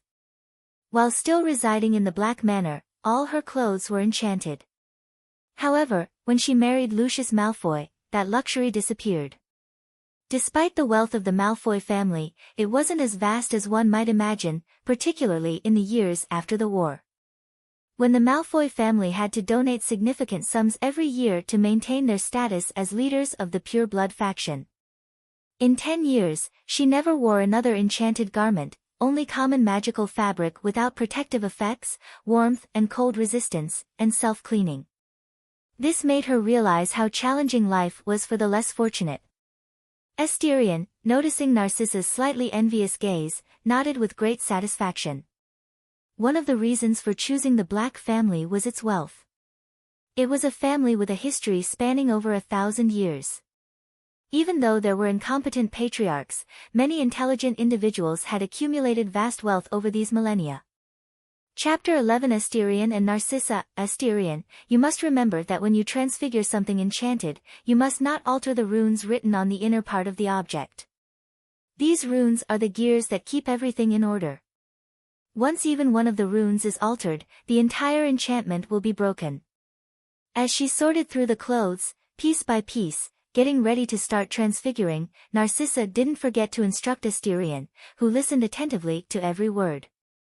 Looking at the medieval clothes, Narcissa huffed and drew her own wand, black and sleek, about 24 centimeters long. With a flick of her wrist and hands, the tip of the wand glowed red. She pointed it at the piece of clothing in question, and the complicated transfiguration process began. A strong will twisted and altered the very fabric of the cloth. The material changed according to Narcissa's will, shaping into what she desired and wanted. Moments later, a completely new piece of clothing appeared in front of Asterion, simple black pants. Soon, there were white long-sleeved shirts, belts, shoes. Narcissa transfigured hundreds of clothes in less than 10 minutes. It's been a while since I've used so much transfiguration. Professor McGonagall would be quite proud if she saw, Narcissa murmured to herself, looking at the hundreds of pieces of clothing flying back into the closet with a flick of her wand. What do you think, Asterion? Narcissa asked, looking at the almost 10-year-old boy. A magnificent display, Asterion spoke sincerely. It was truly magical to see matter obeying Narcissa's commands. He understood perfectly why wizards considered all other races inferior. This power, the power to shape reality with a simple wave of the hand, was truly extraordinary. In a literal sense, wizards were slightly less powerful gods. You will be even more extraordinary in this discipline given your inborn technique. Perhaps in the future, you could transfigure an entire city if you wish. It would certainly be a scene recorded in the annals of history, Narcissa said to Asterion as the image of her own words appeared in her mind, a scene she truly wished to witness. Asterion understood why Narcissa said that. His inborn technique was very similar to transfiguration magic in certain senses, perhaps it would be the easiest discipline for him at Hogwarts. He also remembered the pinnacle of transfiguration, Animagus. A wizard who physically transformed into a specific animal. There were so few in England that you could count them on your fingers, but obviously, the count couldn't be that low. Asterion supposed that many animagi never registered with the Ministry of Magic. The reason was quite obvious, trump cards shouldn't be revealed until a life or death moment. Only fools would disclose all their abilities to someone. If he remembered correctly, Harry's father, James Potter, and all his friends were unregistered animagus. James was even more extraordinary, becoming an animagus while still attending Hogwarts. In the original reality, unfortunately, Harry didn't inherit his father's strong transfiguration talent or his mother's extraordinary potion-making skills, only James's most useless talent for flying on brooms. Asterion wondered what animal he would transform into when the time came. He would like to be a panther or a flying creature if possible. Sitting on the bed, Narcissa looked at Asterion with a cold gaze and said, "Now that we're done with your clothes, we'll start preparing you." "Preparing me for what?" Asterion furrowed his brow, slightly confused. "Well, we have about 6 months to turn you from a rude commoner into a true Prince Charming," Narcissa replied with a rather sadistic smile, in the eyes of young Asterion. "I don't understand the rush." Asterion looked confusedly at the elegantly seated woman on his bed. Arcturus had advised to go slow with the boy, but Narcissa thought otherwise. She not only had to teach etiquette, which was time-consuming, but also politics and fencing lessons, all within a short 6-month period. Regarding the 6-month deadline, young heirs are typically introduced to wizarding society at the age of 10, celebrated with a grand masquerade ball. You will turn 10 in 6 months, and 10 is usually the age when heirs of noble houses are formally presented to other powerful houses. Particularly for the House of Black, which will gather almost all the noble houses of England and possible nobles from other countries to celebrate your birthday, Narcissa explained patiently, leaving nothing out. I understand. Let's not waste any time, Narcissa. Knowing that he would formally debut in Wizarding Society, Asterion became serious. He didn't want to embarrass himself or Arcturus, who had taken care of him with such devotion during their time together. In his eyes, Arcturus was already his grandfather. Narcissa nodded, very pleased. Training was pointless if you didn't strive to improve, and the boy at least had that mindset. That made her satisfied, especially compared to when she tried to teach her own children. They were like rats running back and forth without caring about the lessons she imparted. Let's begin by learning how to sit properly in the chair for various occasions, she said, getting up from the bed and placing a chair in the center of the room. Asterion listened attentively and asked questions when necessary. At night, on the same day. How was your first lesson, Asterion? Sitting at the dining table, Arcturus asked as he wiped the corner of his mouth with a white handkerchief. Did you enjoy her teaching? Yes, she's a good tutor, Asterion replied. His gaze briefly fixed on the chocolate pudding, but then he returned his attention to the old patriarch Black. I can easily see myself liking her. She's sarcastic, intelligent, and a woman with strong willpower.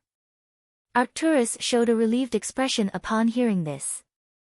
It's good to see that you're getting along well. It eases my mind to know that you won't be alone when death claims me, he said, showing a warm smile as he looked at his great-grandson.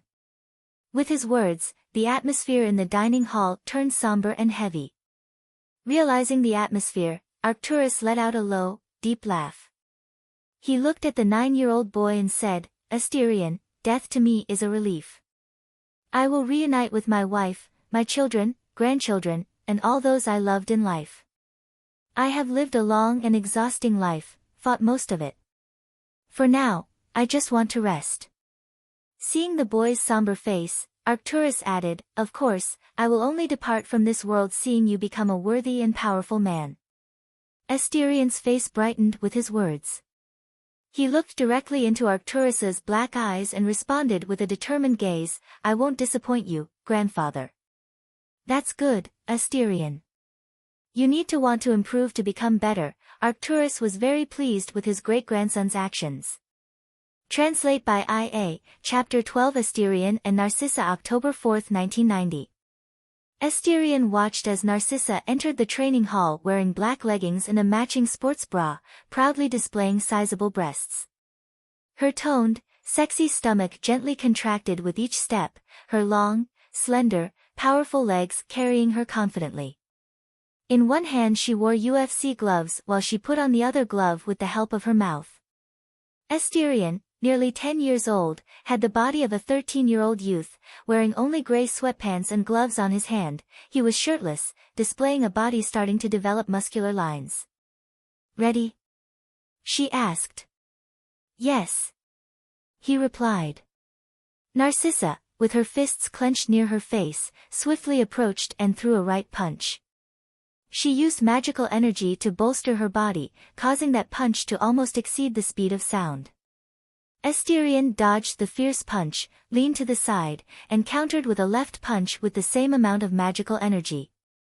Crash! The punch hit Narcissa's arm, which she had skillfully defended, anticipating the boy's attack. She was pushed back several meters, but before Asterion could get excited, she spun around and mercilessly kicked her cousin's ribs. Asterion only had time to reinforce his body with magical energy before being forced to step back several paces, feeling a sharp pain in his ribs. Apparently, the blow had fractured some of his rib bones, but nothing that a healing potion couldn't fix. But before he had time to recover, Asterion saw Narcissa coming at him, and he realized how bad the situation was when several punches relentlessly struck his face. Despite the beating, Asterion attempted to defend himself by raising his arms. He endured 5 seconds of blows capable of puncturing tanks and then kicked his tutor in the stomach. Narcissa smirked sadistically and grabbed Asterion's shin, despite the strong impact. Asterion knew he was in danger in that position and attempted to free his leg. However, before he could succeed, he found himself airborne, with Narcissa's elbow hitting him squarely in the center of his chest. Ugh! He opened his mouth and spat out a small amount of saliva. Asterion felt only the air painfully leaving his lungs as he fell hard to the ground. Nausea and dizziness left his brain blank for a few moments as he breathed heavily. You're improving for someone who's only been training for a few days. You managed to react and counter despite the blows, which is commendable, Asti, Narcissa commented, wiping the small beads of sweat from her forehead. Although the fight lasted less than 3 minutes in total, the amount of effort from both sides was significant, as they were using large amounts of magical energy to reinforce their bodies. This was something many wizards avoided doing for too long, as it could overload the body. During a fight, it was especially fatal to become too quickly fatigued. Still, I took a beating from you, sissy, Asterion replied, still lying down, gradually regaining his breath and sitting up on the floor. He reached out his hand towards Narcissa, seemingly asking her to pull him up. Don't underestimate yourself. You've only been training for 2 days. I have extensive combat experience fighting cursed wizards, unlike you, who've only fought unintelligent cursed spirits, Narcissa responded, taking his hand and pulling him up to his feet. She gently touched the purple bruise below his right eye, where her punch had first landed. Asterion knew she was right, but he couldn't change the fact that he hated losing. To him, it meant weakness. However, the defeat didn't discourage him, it only fueled his desire to become stronger and overcome his own weaknesses. Again? Narcissa asked, noticing the determination in the boy's eyes. Asterion nodded and got back into his fighting stance. This time, Asterion didn't wait for Narcissa to attack. He threw a punch with his right hand, his dominant hand charged with a large amount of magical energy. Narcissa naturally defended against the punch, but she wasn't expecting a barrage of extremely powerful punches raining down on her. Each punch from Asterion carried a substantial amount of magical energy, making it feel like her bones were about to break at any moment. Knowing she couldn't endure this for much longer, Narcissa kicked Asterion's right leg, causing him to lose his balance. Narcissa seized the opportunity, spinning and kicking the boy's chest. However, Asterion was expecting it and caught the powerful kick, ignoring the impact, which made him lean back slightly. I think I got you, sissy, Asterion showed an excited look in his eyes despite the intense pain in his hands. While holding onto her leg, he kicked her in the abdomen, hitting her, causing her to grunt from the blow. But before he could feel triumphant, Narcissa managed to break free. Like a lithe snake, she swiftly grabbed Asterion's shoulders and wrapped her legs around his neck, locking him in with her thighs. Then, she spun her body, causing both of them to fall to the ground. Surprised by the infamous move, Asterion found himself unable to escape from Narcissa's soft yet powerful legs, which held him firmly in place, rendering him immobile. He tried to break free. But each attempt resulted in the air in his lungs becoming increasingly scarce, dangerously close to suffocation. Realizing he couldn't escape, he tapped 3 times on her thigh, signaling his surrender. Naturally, Narcissa released the boy, who breathed rapidly, trying to recover the lost air in his lungs. This round was better than the last. You used my weaknesses against me, but I felt that you relaxed when you kicked me, allowing me the chance to escape and counterattack, Narcissa praised Asterion, standing up and lightly touching her slightly bruised abdomen. However, she didn't hesitate to reprimand him. You must not relax at any moment during the fight, Asti. But I can see why you did. You probably only fought weak, cursed spirits that never put pressure on you. That's subtly influencing you. I have to beat it out of you even more to make you forget that bad habit. Asterion knew she was right. He slapped his face with both hands to snap out of it and stood up again, ready to take another beating. Again? Narcissa asked. Let's do it, he replied, with seriousness in his voice. Asterion took a deep breath and focused entirely. He got back into position, fists raised near his face, ready to attack or defend at any moment. Narcissa was right, Asterion knew it. He had never moved much during fights. Baskerville always did his job perfectly, which made him lazy and careless. He was lucky not to have fought against an intelligent humanoid cursed spirit, otherwise, he would be dead. Chapter 13 Asterion and Narcissa. Asterion lay on the ground completely exhausted, his chest rising and falling rapidly, his body covered in sweat and bruises. Beside him, Narcissa was not much different, exhausted and covered in bruises, especially in the abdominal region and some on her face. But whether it was Asterion or Narcissa, both exhibited a satisfied look on their faces, knowing that they had grown stronger with each fighting session. Looking at the bruises on his 30-year-old cousin's beautiful face, Asterion reached out and gently stroked her cheek with a look of apology, although his own face remained expressionless. His fingers glided over her slightly sweaty skin, sliding smoothly. "I'm sorry, sissy, I didn't mean to hurt you," his softened voice carried a touch of guilt. "Sweet of you, but I'm not a weak girl, Asti. Besides, look at yourself before worrying about me," Narcissa said, her voice cold yet melodic, sounding like a whisper akin to the silent night breeze. It would be a lie to say that Asterion's concern didn't warm her heart. This was a feeling she had only experienced with her family, not even her stupid husband or children could thaw her frozen heart, burdened by all the pain she felt when she left this mansion and saw the world for what it truly is. Asterion blinked a few times, processing what he had just heard, and showed a small smile, barely perceptible if you didn't look carefully. It seemed ordinary, even mundane, to someone who always had something like this, but the feeling of having someone else concerned about your well-being was something only those who never had it could truly appreciate. It was something Narcissa noticed, and she showed a slightly subdued look. It was the first time she had seen Asterion smile in these 5 months of tutoring, and it made her happy. It truly meant that the two of them had grown even closer.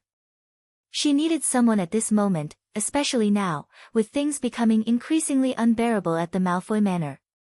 She let out a heavy, somewhat sad sigh, which Asterion noticed, and he narrowed his eyes thoughtfully. "Let's take a shower, the sweat is making me uncomfortable," Narcissa said suddenly, getting up from the floor as she reached out her hand to her cousin. Asterion took her hand and stood up, agreeing with her words, and they both walked out of the training hall. Asterion was still discovering how many places there were in this 1,000-year-old mansion. She let out a heavy, somewhat sad sigh, which Asterion noticed, and he narrowed his eyes thoughtfully. "Let's take a shower, the sweat is making me uncomfortable," Narcissa said suddenly, getting up from the floor as she reached out her hand to Asterion. Asterion took her hand and stood up, agreeing with her words, and they both walked out of the training hall.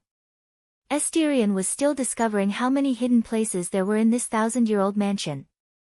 Narcissa removed her sports bra, casually tossing it onto the bathroom floor, freeing her sizable breasts and pink nipples.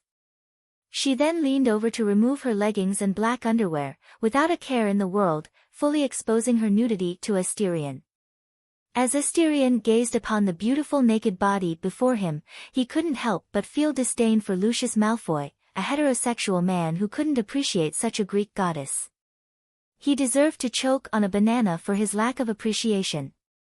After admiring the beautiful sight for a while, Asterion also removed his clothes, in his case, the gray sweatpants. Lifting his head and looking ahead, he saw Narcissa next to the marble bathtub in the center of the luxurious bathroom, the entire surface of the water covered with delicate silver bubbles. Narcissa first lifted her leg and placed it in the hot water at the right temperature, then she fully immersed herself in the bathtub, settling in as she let out a delightful and comfortable sigh. Asterion approached and entered the bathtub alongside her, settling into the valley between her breasts and completely relaxing as he felt the hot water submerge his body. Narcissa wet his hair with water and bubbles from the bath, then gently stroked his scalp with her nails. Asterion closed his eyes and moaned with the heavenly comfort he was feeling in this moment. "Sissy, you spoil me too much." A crack in his closed eyes opened as Asterion complained with a voice though cold, very soft, but he didn't move an inch. only a fool would do such a thing. Given the unique circumstances of the moment, it wasn't uncommon in their daily lives. They had taken baths together before, and they had even slept together many times. Nothing perverse ever occurred, they simply felt comfortable in each other's presence. Narcissa continued to stroke his silky hair with one hand, while the other hand gently slid over Asterion's neck, shoulder, and abdomen, wiping away the sweat from their previous training session. "Sissy, I feel like something is bothering you. You're spending more time at the Black Manor than with your own family." His concern was genuine. In the 5 months they had spent together, he had been by her side most of the time, gradually beginning to see Narcissa as an older sister he had never had in 2 lifetimes. Seeing her hide her anxieties made his heart ache as if an invisible hand were crushing it, leaving him extremely anxious. For someone who rarely expressed his feelings and preferred to suffer alone, it was an incredible situation that he never imagined experiencing years ago in the orphanage. Narcissa's movements abruptly stopped at his sudden question. She looked into his eyes, which resembled beautiful rubies, and noticed the concern reflected in his gaze, which deeply touched her. On impulse, she hugged him, crushing him against her chest as if she wished to merge with the boy. "Tell me what's going on," his face still buried in her soft and comforting bosom, holding her slightly trembling body, Asterion whispered in her ear, his voice full of gentleness, not at all like the usual cold boy. "You don't need to worry, Asti. As I said before, I'm not a weak woman, but your concern warms my heart, thank you." Narcissa held the boy's face and leaned her forehead against his, their noses touching as they locked eyes, exchanging seemingly cold glances, but behind their icy stares, genuine concern hid. Asterion was very upset with her words, she really didn't tell him what was worrying her. He huffed loudly to express his dissatisfaction and turned away, no longer wanting to look into her eyes. He had tried so hard to open up to this woman, but she had truly refused him. Narcissa showed a rare smile on her lips, seeing his reaction, and hugged him from behind, whispering boldly in his ear. "Asti, I realize that I love you. What should I do?" Asterion's body stiffened at her words, he didn't turn around but responded nonetheless. "That's natural, we are spiritual siblings." His response, with a double meaning, seemed to agree with her words. Narcissa kissed his hair and fell silent, savoring this moment, as she felt that in the future, it would be difficult to find time for something like this again. Chapter 14 Asterion e Narcissa, End Arc. On the grand canopy bed with black sheets, Asterion lay gazing up at the oak ceiling intricately carved with the coat of arms of House Black, a raven with outspread wings and red eyes. Ravens, in many civilizations, were messengers of death, believed to bring bad luck and a looming disaster if one was spotted. A symbol of death that Corvinus Black embraced with the crest of his family, quite fitting if you ask Asterion. With the sound of the closet door being closed, Asterion snapped out of his reverie. He glanced to the side and found Narcissa, wearing a black lace nightgown. The floral lace on the top didn't conceal her breasts at all, and the transparent bottom also revealed her black lace lingerie. Narcissa pulled back the comforter and climbed onto the bed, settling comfortably beside Asterion. She lay on her side, propping her elbow on the pillow and resting her head on her hand, looking at the still-awake boy with a serene expression. "Can't sleep?" she asked, her cool voice bringing an odd comfort to Asterion. "Not exactly, just thinking about something," he replied, still keeping his gaze on the coat of arms of House Black on the oak ceiling of the canopy bed, looking somewhat puzzled about something. Narcissa nodded and brought his body closer to hers, placing his head against her chest, trying to provide comfort and help him think in silence. "What are you thinking?" Narcissa asked softly, stroking his soft, silky hair. "The plans of my predecessors," Asterion replied, breathing in the gentle scent of roses that Narcissa exuded. For some reason, the smell calmed him almost instantly. "Is it something very challenging?" Narcissa continued to inquire. "Difficult is an understatement, it's an insane plan that I've embraced like those before me. Sometimes, I wonder if I'm insane for agreeing to participate in such a plan." Asterion buried his head in the hollow between her breasts, his tone tinged with sarcasm.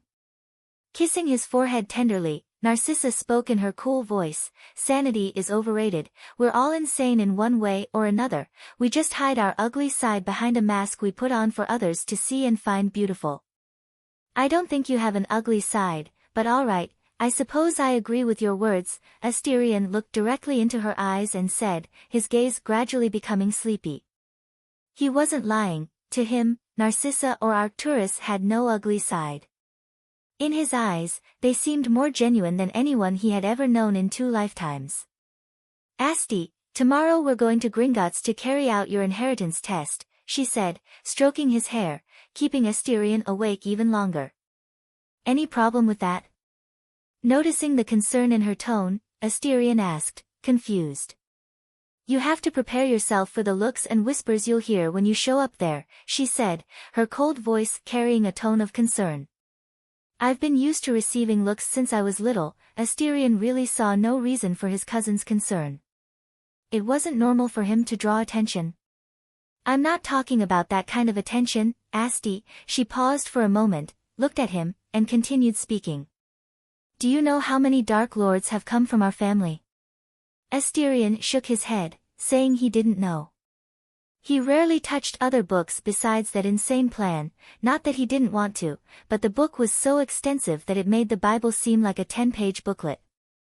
He estimated he had only read about 5% of the entire content, and often struggled to understand some of the advanced terms in the book.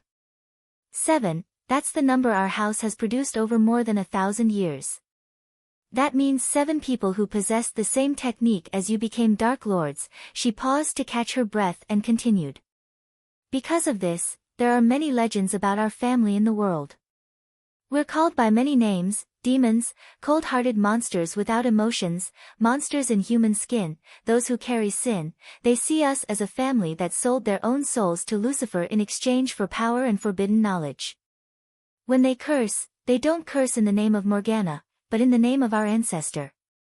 Asterion listened in silence and understood Narcissa's concern. She was worried that he would suffer from the hurtful words of others. Something he found cute, but completely unnecessary. The hatred of people towards him would only strengthen him even more. But, Asterion presumed that Narcissa had suffered quite a bit from the words of these trash people. I'm not made of glass, sissy. Asterion looked into her cold, blue eyes and spoke with a proud and confident look. I've learned that what people think of me doesn't affect me at all. They're just minor characters, unimportant in the story I'm creating. Asterion's words left Narcissa stunned for a moment, his voice still echoing in her mind, shaking her heart. It left her speechless. If she had had this courage since she was young, many things would have been different in her life. Sorry, I didn't realize you were already a strong and mature young man for your age. Narcissa sighed helplessly and spoke in a slightly regretful tone. That diminutive term isn't very pleasant to describe men, some may be quite offended. Though pleased with her words, Asterion didn't appreciate being called little. Narcissa's lips curved into an elegant arc, forming a beautiful smile as she responded by simply playfully stroking his hair. Asterion rolled his eyes and gradually closed them. Morpheus was calling him to his realm. Although he didn't know if infinity existed in this universe, since death did, there was no reason for other entities not to exist. Looking at his beautiful face so comfortable and defenseless, she knew Asterion trusted her to show his most vulnerable side. Narcissa kissed his forehead and realized she had never had such an intimate relationship with her own children, a sad fact, but not her fault. Lucius didn't let her raise their children, making the relationship between her and her children rigid. It seemed as though they were strangers instead of mother and children. Translate by I.A. Chapter 15 Gringotts. Upon hearing the doors of the hall open, Arcturus, who was absorbed in reading his newspaper, briefly looked up towards the entrance and blinked, surprised at the scene before him. Narcissa and Asterion entered the hall hand in hand. The old Black Patriarch wasn't surprised by the closeness between the two, they had grown very close over these 5 months. Instead, he was taken aback by the attire his great-grandson was wearing at that moment. Unlike his usual attire, which consisted of elegant suits or something more casual like black pants and white shirts, Asterion was wearing, at that moment, an elegant suit, but unlike his usual black color. The suit now displayed a dark green tone, with the black house crest strangely divided in half. The black raven was positioned on the right side of the upper part of the crest, leaving the lower part on the left side empty. It seemed that the young man had reserved a space for the possible crest of the noble house from his maternal lineage, something Arcturus doubted existed. The boy's mother was probably a muggle with whom Regulus had a brief encounter during one of his drunken nights. His grandson had a weakness for drink, especially when it involved good whiskey. Although the dark green color still raised many questions in his mind, as he looked into his grandson's ruby eyes, Arcturus noticed a clear spark of amusement dancing in those deep ruby eyes. For some reason, a strange feeling of caution sprang up in his heart. He couldn't pinpoint where that feeling came from, but he was certain that something extraordinary was about to happen, and his great-grandson was somehow involved. "Good morning. I hope you both had a good night's sleep." Despite the caution he felt, Arcturus didn't let it show on his face. He greeted the two with his calm, deep voice, briefly holding his gaze on his great-grandson's face. The boy was plotting something, of that, he was sure. Perhaps sensing Arcturus' gaze upon him, Asterion returned the look and nodded, sitting next to Narcissa. His plan was just beginning, and he didn't want to expose anything prematurely. The memory of how he apparatted into the alley that day was still fresh in his mind, and today would be the day of his revenge. Yes, Asterion was someone who held grudges easily. He longed to see the legendary Arcturus Black lose his usual composure, yearning for the shock on the old patriarch's face upon discovering his maternal lineage. Just the thought of the image almost made his lips curve into a smile, but thankfully he managed to control himself and distractedly spread butter on his toast. Narcissa glanced at Asterion and then shifted her gaze to Arcturus. For some reason, both seemed to be plotting something or acting cautiously. The situation was extremely suspicious and unusual. Sensing the tense atmosphere hanging in the air, Narcissa tried to change it by introducing a new topic into the room. "Grandfather, I wanted to ask earlier, but where is Aunt Walburga's animated portrait? I haven't seen it anywhere since I arrived here." Arcturus paused from reading the newspaper for a moment and responded coldly, "Thanks to Merlin, long deceased, her portrait is rotting away somewhere in the basement." His voice carried a hint of venom when mentioning his late daughter-in-law and cousin, Walburga, wife of his son, Asterion Black. Narcissa was not surprised by his words, nor by the contained animosity within them. She knew that Walburga and Arcturus had never been friends, in fact, they were practically enemies. As for the reason behind this animosity, it was mainly Walburga's extremist pure-blood ideology. Not that Arcturus wasn't a worthy example of a pure-blood, but the old patriarch was more pragmatic and realistic. He didn't harbor hatred for Muggleborns, nor did he desire mass genocide in the name of equally insane ideals of a megalomaniac like Voldemort. "I think Asterion has the right to know his grandmother. After all, she was still Regulus's mother," said Narcissa cautiously, fearing to provoke Arcturus's wrath with her suggestion. Arcturus looked at Narcissa with a helpless gaze and then at his grandson, who observed him with a curious expression in his ruby eyes. "Creature," Arcturus uttered with his deep voice. At that moment, the house elf, named Creature, appeared next to the old patriarch, bowing constantly. "Creature heard your call, Lord Black." The elf's voice was old and raspy.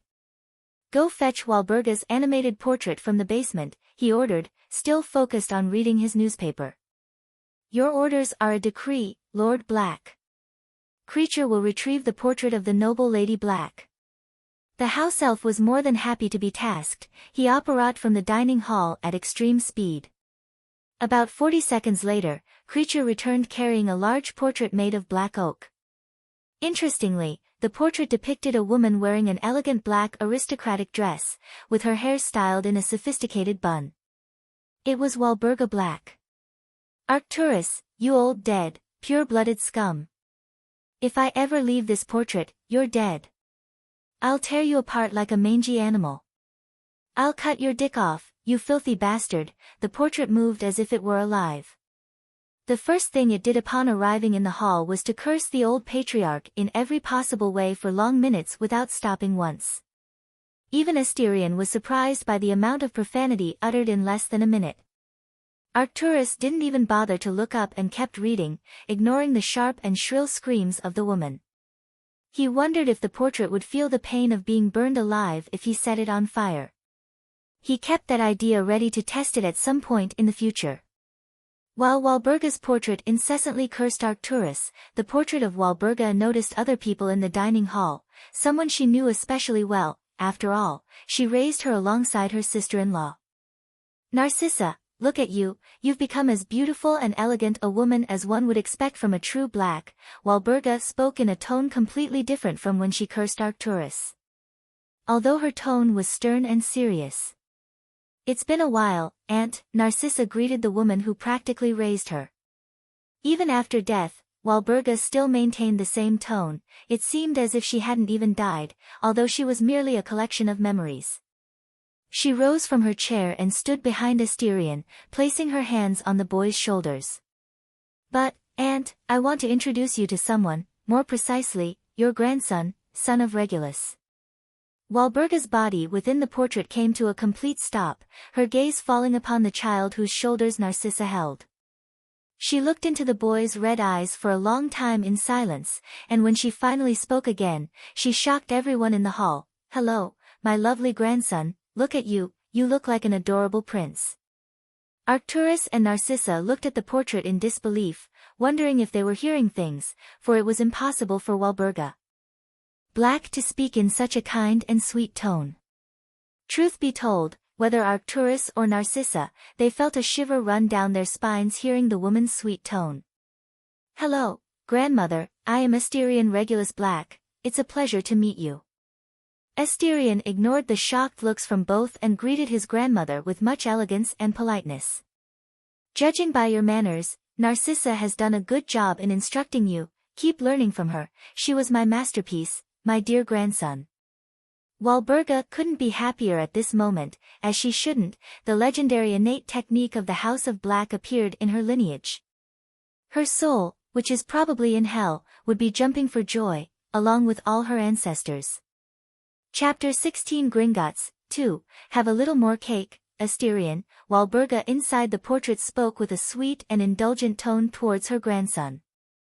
Seeing Asterion being pampered at every moment by Walburga, Narcissa just huffed quietly. Now, she truly believed that all parents had favorite children or grandchildren. Her stern aunt, who raised her children as if they were in the military, now worried about every little thing regarding her dear grandson. Even worrying about the heat of the coffee for fear of hurting Asterion's tongue, and that, honestly, was starting to make her angry. The breakfast ended with Walburga urging Asterion to eat more, as he seemed too skinny, and she even blamed Arcturus for neglecting her precious grandson, calling him a dead old man and other insults. The old patriarch furrowed his brow deeply, probably restraining himself from setting fire to the animated portrait, regardless of how satisfying it would be to watch the painting burn with the flames of hell. Narcissa truly regretted saying anything earlier. If she had known this would happen, she would have stayed silent and never asked about her Aunt Walburga's portrait again. "Now that we're done, let's head to Diagon Alley," Arcturus said, rising from his chair. "You're taking Asterion to Diagon Alley?" Walburga inside the portrait asked, furrowing her brow. "Don't you know how ignorant those people can be? What if they hurt my precious grandson?" "Asterion is not weak, besides, Narcissa and I will be there," Arcturus replied coldly, not waiting for her response, and left the dining hall, tapping his cane on the floor, apparently venting on the poor tiles. "Humph." Walburga huffed as the man left and focused entirely on Asterion. "My dear grandson, don't listen to anything those filthy muggleborns and half-breeds say. If possible, kill a few of them to clear the air a bit, they seem to smell like pigs in a sty."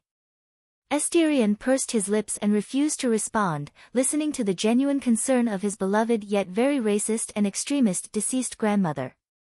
Outside the Black Manor, Arcturus touched the shoulders of Asterion and Narcissa. In an instant, the three vanished with a loud pop, similar to the backfiring of a car exhaust. During the process, Asterion felt a weight on his chest, his vision darkened, and his eyes darted in all directions while his organs seemed to move on their own inside his body. When Asterion felt the ground beneath his feet again, a familiar feeling of nausea and sickness made him feel unsteady, but he quickly recovered from these sensations and found himself standing in front of the entrance to a seemingly very dilapidated bar. If he didn't know better, he'd say it was a place in danger of collapsing at any moment. The Leaky Cauldron. Asterion presumed that all wizards had some fetish related to old things or were very reluctant to separate from the old world. He wouldn't stay in this place for even a minute, fearing he might catch the Black Plague from how old the place was. "What do you think?" Arcturus asked, looking at his great-grandson. "I think we should demolish the place and build something more hygienic and new," Asterion said, with a look of disgust as he glanced at the old wizarding pub. He knew the pub was the oldest in England, but since then, it seemed like the bar had been frozen in time. "You don't know how to appreciate it, Asterion. This place is history itself, with its nearly 4 centuries of existence. How many talented wizards like our ancestors have passed through here and entered the wizarding world?" Arcturus shook his head at his great-grandson's response and then gently stroked his hair. Asterion rolled his eyes and didn't hide the dislike he felt for the place. For someone who loved hygiene and cleanliness, this place was hell for him. Arcturus gave up trying to reason with him. He walked over to the ancient door, corroded by time and many termites. "Let's go, Asti." Taking his hand, Narcissa gently pulled him towards the entrance of the pub. Midline horizontal ellipsis. As the 3 members of the House of Black entered the place, the entire atmosphere fell silent. The sound of someone swallowing was particularly audible in this silent environment. For the first time, Asterion truly felt what it meant to be a noble house that had produced many dark lords, in many cases, reigns of tyranny, terror, and fear. Fear was palpable in the air, the atmosphere completely silent, some even afraid to look at the 3 people, fearing some misfortune might befall them. Due to his innate technique, Asterion had a heightened sensitivity to negative magical energy, commonly generated from fear, anxiety, and terror that people emanated. He could feel the anxieties, fears, and even curiosity born from the horror stories they had heard from their dearest relatives. When Arcturus tapped his cane on the floor and walked towards the back of the bar, some of the more cowardly patrons nearly jumped out of their seats, while those closer to the entrance of Diagon Alley simply lowered their heads as the 3 members of the House of Black passed by them. Honestly, Asterion felt the whole situation was amusing, even overly exaggerated. It seemed like the entire British wizarding society had been influenced to fear them. If this was orchestrated by someone, Asterion had to applaud such genius, as it practically prevented any member of the House of Black from running for the position of British Minister for Magic. Although ironically, the House of Black still remained the leader of the purebloods in England, so regardless of any official position, they were still one of the most powerful families on the planet. "So, what did you feel seeing the fear we caused in them?" Before opening the passage that led directly to Diagon Alley, Arcturus turned to look at Asterion and asked in his usual deep and cold voice. Asterion pondered, recalling the faces of those men and women, remembering what he felt in that moment. He looked at the old Black Patriarch and replied in a cold tone, "I felt good." Arcturus looked deeply at his great-grandson with his black eyes, slightly surprised by his response, and spoke coldly, "Then, remember that feeling, for it will be what you feel throughout your life, a life where everyone looks at you with fear and respect." Narcissa remained silent, listening to the entire conversation between them. She couldn't help but recall the first time she felt that way. Her mother, Druella, had asked her the same question, so she remembered what she felt that year. "They made me feel like a monster, where everyone looked at me and recoiled in fear," Narcissa thought, looking at Asterion, who seemed completely normal. The 2 of them were fundamentally different. "Welcome to Diagon Alley, Asterion. This is the beginning of your story in the wizarding world." Unaware of what his niece was thinking, Arcturus spoke as he opened the stone passage. Stone by stone, everyone began to retreat, gradually revealing a place completely different from the pub they were in. Diagon Alley. Chapter 17 Gringotts 3, Diagon Alley, the London of the British wizarding world, a place where all wizards and witches came to buy the necessities of daily life, have fun, or, if you were a student at Hogwarts, purchase your school supplies. At this moment, in this outdoor shopping area, it felt strangely silent. Only the sounds of footsteps hung in the air as the crowd of people parted, making way. Asterion, sandwiched between Arcturus and Narcissa, looked around at the people with curiosity. Whenever he looked at them, people automatically averted their gaze, afraid to meet his eyes. He had to admire how much fear his predecessors had instilled in this nation. If Voldemort was considered a demon, the House of Black was considered the very reincarnation of Satan on Earth. Well, it was no wonder, the House of Black produced 7 Dark Lords. Interestingly, he noticed that only those who were apparently Muggle-borns seemed to be more afraid of them, which was completely normal given the infamy that his noble house carried. For fun, Asterion waved to the crowd, who recoiled in fear, causing his lips to curl into a rather amusing smile. "I'll enjoy playing with this a few times," the boy murmured, earning a silent reprimanding look from Arcturus. "Don't be childish, Asterion," Arcturus spoke in a low tone. "They are just poor souls influenced by those in power. Still, it doesn't change the fact that they are afraid of a child, which is quite funny when you think about it," Asterion replied, innocently looking at his great-grandfather. "Sometimes you forget that you're almost a semi-special grade wizard. Your presence is quite intimidating, especially with the lovely dog at your heels." Consciously emitting a frightening aura to protect you, the old patriarch whispered, looking coldly at his great-grandson's shadow. Asterion nodded as he looked around at the various shops, each one more exotic than the last.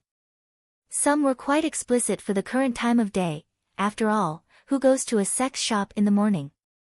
He thought, observing an elderly man entering the adult store. "By the way, why do we have to go to Gringotts? Wouldn't it be more logical to go to the ministry?" Asterion asked. In his eyes, matters such as inheritances should be dealt with at the ministry. Because by acknowledging your inheritance at Gringotts, you can formally inherit the vaults of the House of Black. After the inheritance test is completed, we will send the necessary documents to the ministry, which will recognize it as legitimate, making you officially the heir of the House of Black, Narcissa responded in place of Arcturus. "We give too much power to a race that isn't even human," Asterion grumbled. "What is the foundation of a civilization, Asterion?" Narcissa took the opportunity to give him another lesson in politics. Interests. People gather in a country for their own interests. You wouldn't stay in a country where you can't meet your basic needs, of course, assuming you can leave that country, Asterion replied after thinking for a brief moment. "Very well, you must remember that our world is not just ours, dozens of other intelligent races walk the face of the earth like us. We share some of our interests to avoid a bigger problem," Narcissa whispered, explaining how the world was a vast network of interests, involving not only the human race but other races as well. "Wars are the least of our problems, the worst ones are social, economic, and political.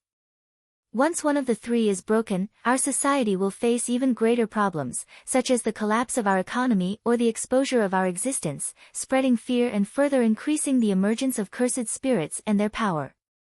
I understand, we sacrifice some of our rights for the greater good," Asterion muttered to himself, thinking about how complicated the world was when viewed politically. Then, he thought of something, looked at Arcturus, and asked, "I presume my interests are already being discussed?" "Yes, Narcissa and I are making a meticulous plan for your future in the Ministry of Magic, when you assume the Black Throne in the Wizengamot," Arcturus nodded and replied without hiding anything. Asterion didn't ask and didn't care, the idea of spending his days in an office didn't appeal to him. He preferred to receive a position as an Auror and go on missions outside. The three walked to Gringotts, a huge white building made of marble, quite majestic. At the entrance of the building, 2 goblins stood immovably guarding the massive doors. Both goblins had wands and holsters on their arms. Suddenly, Arcturus's steps halted, and consequently, those of Asterion and Narcissa.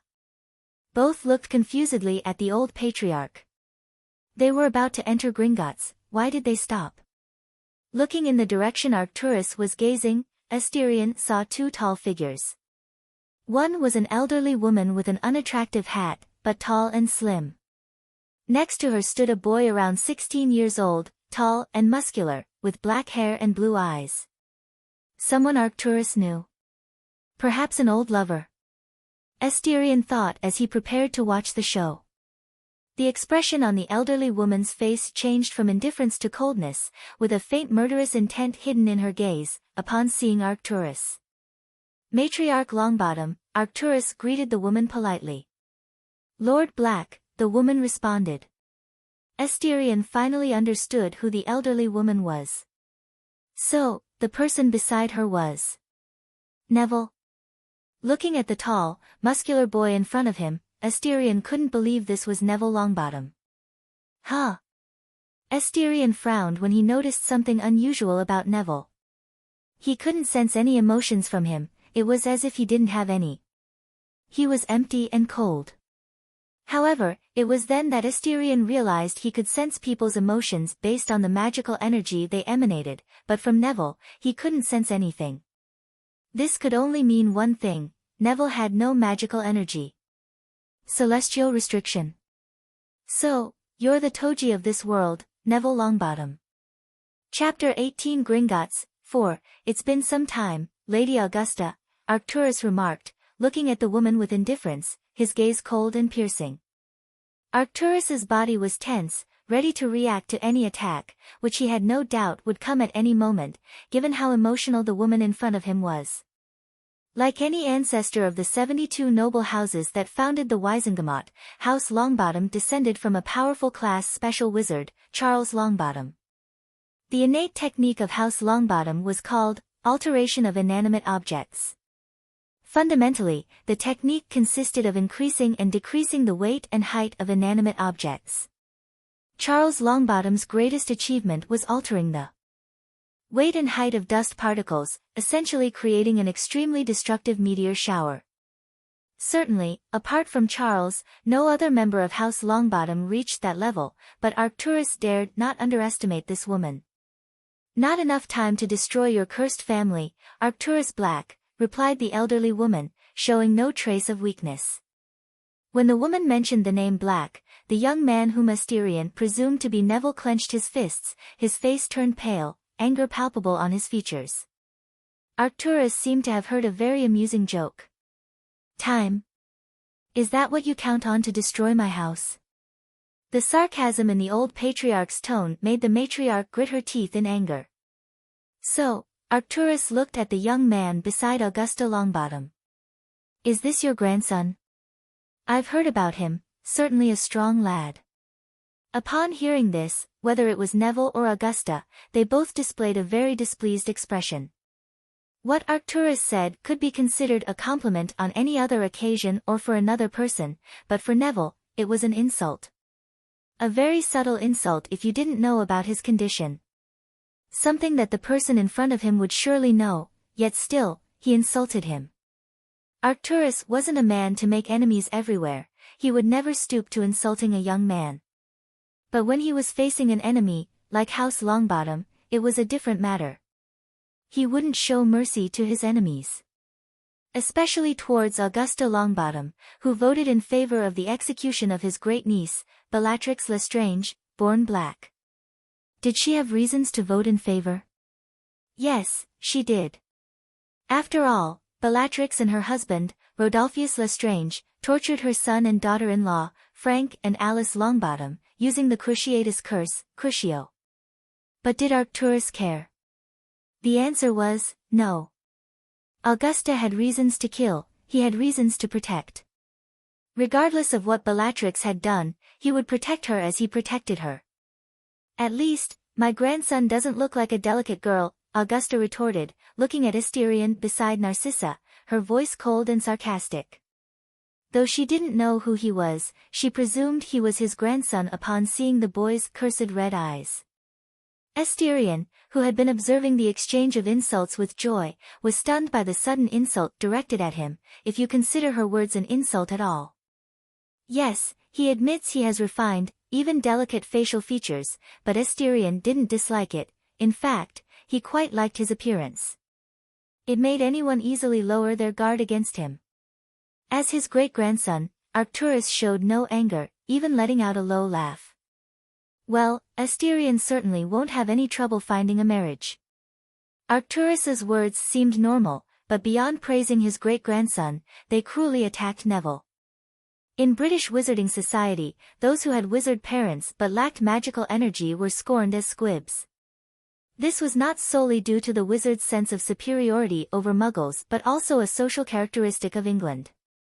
If you were the heir of a noble house, to inherit your noble seat in the Wisengamot, the supreme wizarding parliament, there were two requirements to fulfill. First, you had to have the lineage in question, and second, you should inherit the innate technique or the simplified technique of the noble house in question. Neville fulfilled the first requirement but not the second, as he lacked magical energy. The celestial vow exchanged all his magical energy for superhuman strength and senses, meaning Neville could feel cursed spirits but could not see them.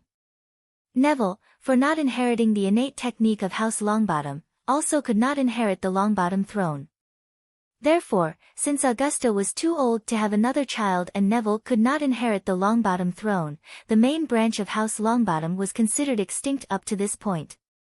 Neville practically became a laughingstock throughout wizarding society, scorned and humiliated on almost every occasion he attended.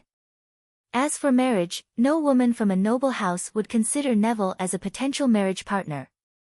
After all, marriages in the nobility were not based on love but rather on political power, something Neville did not possess. In other words, Neville had to marry a half-blood or muggle-born, something that would further lower his status in the purest blood society that was England. Arcturus was a master at hiding his own emotions, but Augusta certainly was not. The words of the Black Patriarch left the Longbottom matriarch full of anger, something that easily transpired on her face. Arcturus's words cruelly pierced the fragile heart of the 10-year-old boy, causing his nails to pierce his palms, blood dripping between his tightly clenched fingers. Narcissa, who didn't like Augusta involving Asterion in their disputes, took a book from her bag and made it float with her magical energy until it landed at Neville's feet. Here, take this book, it will help you in your glorious future. On the cover of the book was written, The Basics of Magical Energy Manipulation. Asterion almost laughed seeing the title of the book. Narcissa was truly cruel, but he liked that side of her very much.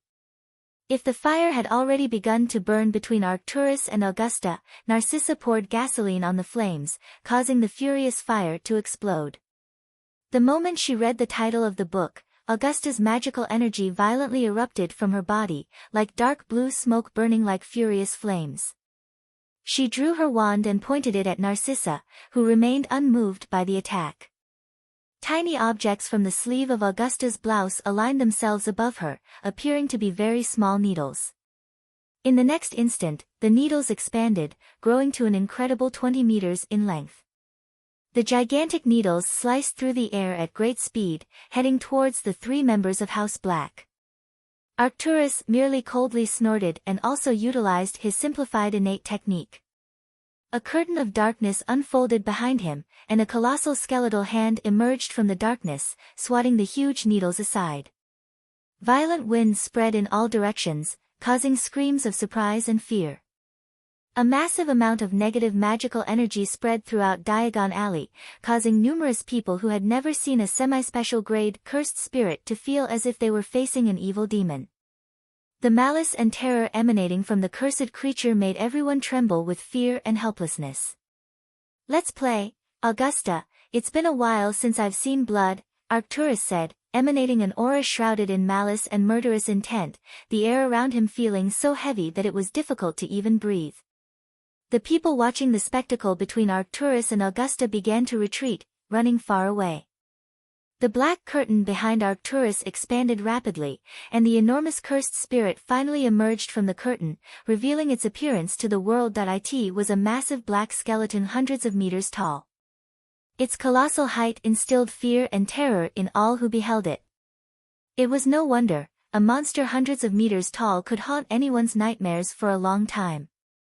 Translate by I.A., Chapter 19 Gringotts, 5, Diagon Alley, as one of the economic centers of British Wizarding Society, was under the watchful eye of the Auror Office. The chief Auror of the British Auror Office, Rufus Scrimgeour, was having a terrible day. First, he let a dark wizard escape, and now he had just been notified of a fight breaking out in front of Gringotts. If it were anyone else fighting, he would throw both offenders into Azkaban and toss away the key, but he couldn't do that. The offenders were the Lord Patriarch of House Black and the Lady Matriarch of House Longbottom. If he dared to arrest either of the two, perhaps on the same day, he would receive his letter of resignation. Arcturus Black was the leader of the Pureblood faction, controlling almost the entire Ministry of Magic, while Augusta Longbottom was protected by Albus Dumbledore, a powerful wizard of special grade, and one of the leaders of the Wizengamot. All of this, assuming he could even arrest the legendary Arcturus Black, a semi-special class wizard. In summary, he was caught in the middle of a fight between two giants and couldn't do anything for fear that something would happen to him or his career. Although he would like to see the legendary Arcturus Black in Azkaban for various crimes of bribery, murder, and abuse of power, unfortunately, to his dismay, he couldn't do something like that. Releasing a resigned sigh, Rufus and a group of experienced Aurors apparat directly to Diagon Alley. Upon arriving at the scene, he saw a building in front of Gringotts, adorned with enormous silver needles, each measuring at least 20 meters in length. Rufus didn't need to be a genius to know that it was the innate technique of House Longbottom. Then, he looked at the massive black skeleton with a deep gaze tinged with respect. Arcturus might be a nepotistic scoundrel in his eyes, but the chief Auror recognized the strength the man possessed. Controlling such a powerful cursed spirit showed just how strong the Black Patriarch was. Although he wasn't at the special grade level, he wasn't far off. Standing between Augusta and Arcturus, Rufus spoke, trying to calm things down. "Ladies and gentlemen, I think we should calm down to avoid causing any more unnecessary damage to Diagon Alley." "It wasn't me who attacked first, Chief Auror," Arcturus responded with his deep, cold voice, looking at Augusta with a condescending gaze. Rufus couldn't help but mentally curse Matriarch Longbottom for her impulsiveness. How dare she attack someone stronger than her, knowing she wouldn't win? She was just a grade 2 witch. "He and his great-niece insulted me and my grandson," Augusta retorted, her eyes filled with fury, almost as if they were burning with furious flames. Nevertheless, she cancelled her own innate technique, causing the needles embedded in the adjacent building to disappear, or rather, shrink back to their original size. She knew she couldn't defeat the man in front of her, and the Aurors weren't on her side at the moment. How she wished she had Dumbledore with her now, to try to pressure Arcturus. Unfortunately, the most powerful man in England wasn't available at the moment. "Funny, because it was you who called my grandson a girl first." "Don't be hypocritical, Augusta. That's not something someone from the White faction should do," Arcturus spoke calmly as the curtain behind him swallowed the gigantic black skeleton hundreds of meters tall. "Don't worry, Chief Auror, I won't file a complaint about this attack, but don't think you won't pay dearly at the next Wizengamot session," said Arcturus, looking at the woman who displayed an unpleasant expression on her face after hearing his words. She knew she had done something wrong in attacking a patriarch of a noble house and would be duly punished. The severity of the punishment depended on how many members would be on her house's side in the Senate at that moment. But first and foremost, they weren't many, as Dumbledore was not well regarded in the eyes of other noble houses. Augusta could see many industries and shops under the name of House Longbottom cruelly confiscated and handed on a silver platter to the odious man, not only to financially weaken the White faction but also to weaken House Longbottom, which many nobles considered traitors. Asterion watched the entire show with excitement shining in his eyes, not caring much about the political impact. Seeing an almost fight between wizards for the first time was thrilling, but he couldn't help but look at the future 33rd Minister of Magic, Rufus Scrimgeour. A foolish man who tried to convey a sense of security while a war was being waged in the corridors of the ministry. A stupid decision that led the man to die at the hands of Voldemort in the future, who sought the whereabouts of Harry Potter. When Rufus refused to reveal where the boy was, the Dark Lord casually killed him. Poor man. Midline horizontal ellipsis. Arcturus didn't bother to give another glance at Augusta and Neville and walked toward Gringotts under the fearful and respectful eyes of the goblins who had witnessed the entire scene earlier. Leaving Rufus and Augusta with somber looks, one was concerned about getting too involved in Wisengamot politics, while the other was cautious about what House Longbottom would have to pay at the next Senate meeting. Entering Gringotts, Arcturus looked at his great-grandson and asked, "What did you think of all this?" "You provoked her to the limit," Asterion replied. That was the conclusion of the events earlier. From the beginning, Arcturus had subtly provoked the old lady without her even realizing it. Exactly. With her attack, we gained many properties and shops in Diagon Alley from House Longbottom. And the best part is, even if Dumbledore tries to stop us, we have a very valid and concrete reason. We weakened two enemies with just one attack, Arcturus said, nodding in satisfaction at Asterion's response. He continued, "So, remember this scene well, Asterion. You must control your emotions, or they will be used against you, just as I used hers against herself." Asterion nodded, but he felt he didn't need that warning. He didn't like expressing his feelings much in the first place, often preferring to keep everything to himself. Chapter 20 Unrest in England. Chapter, January 2nd. As Asterion approached the counter of the bank, where a rather ugly-looking goblin was working, his heart beat faster.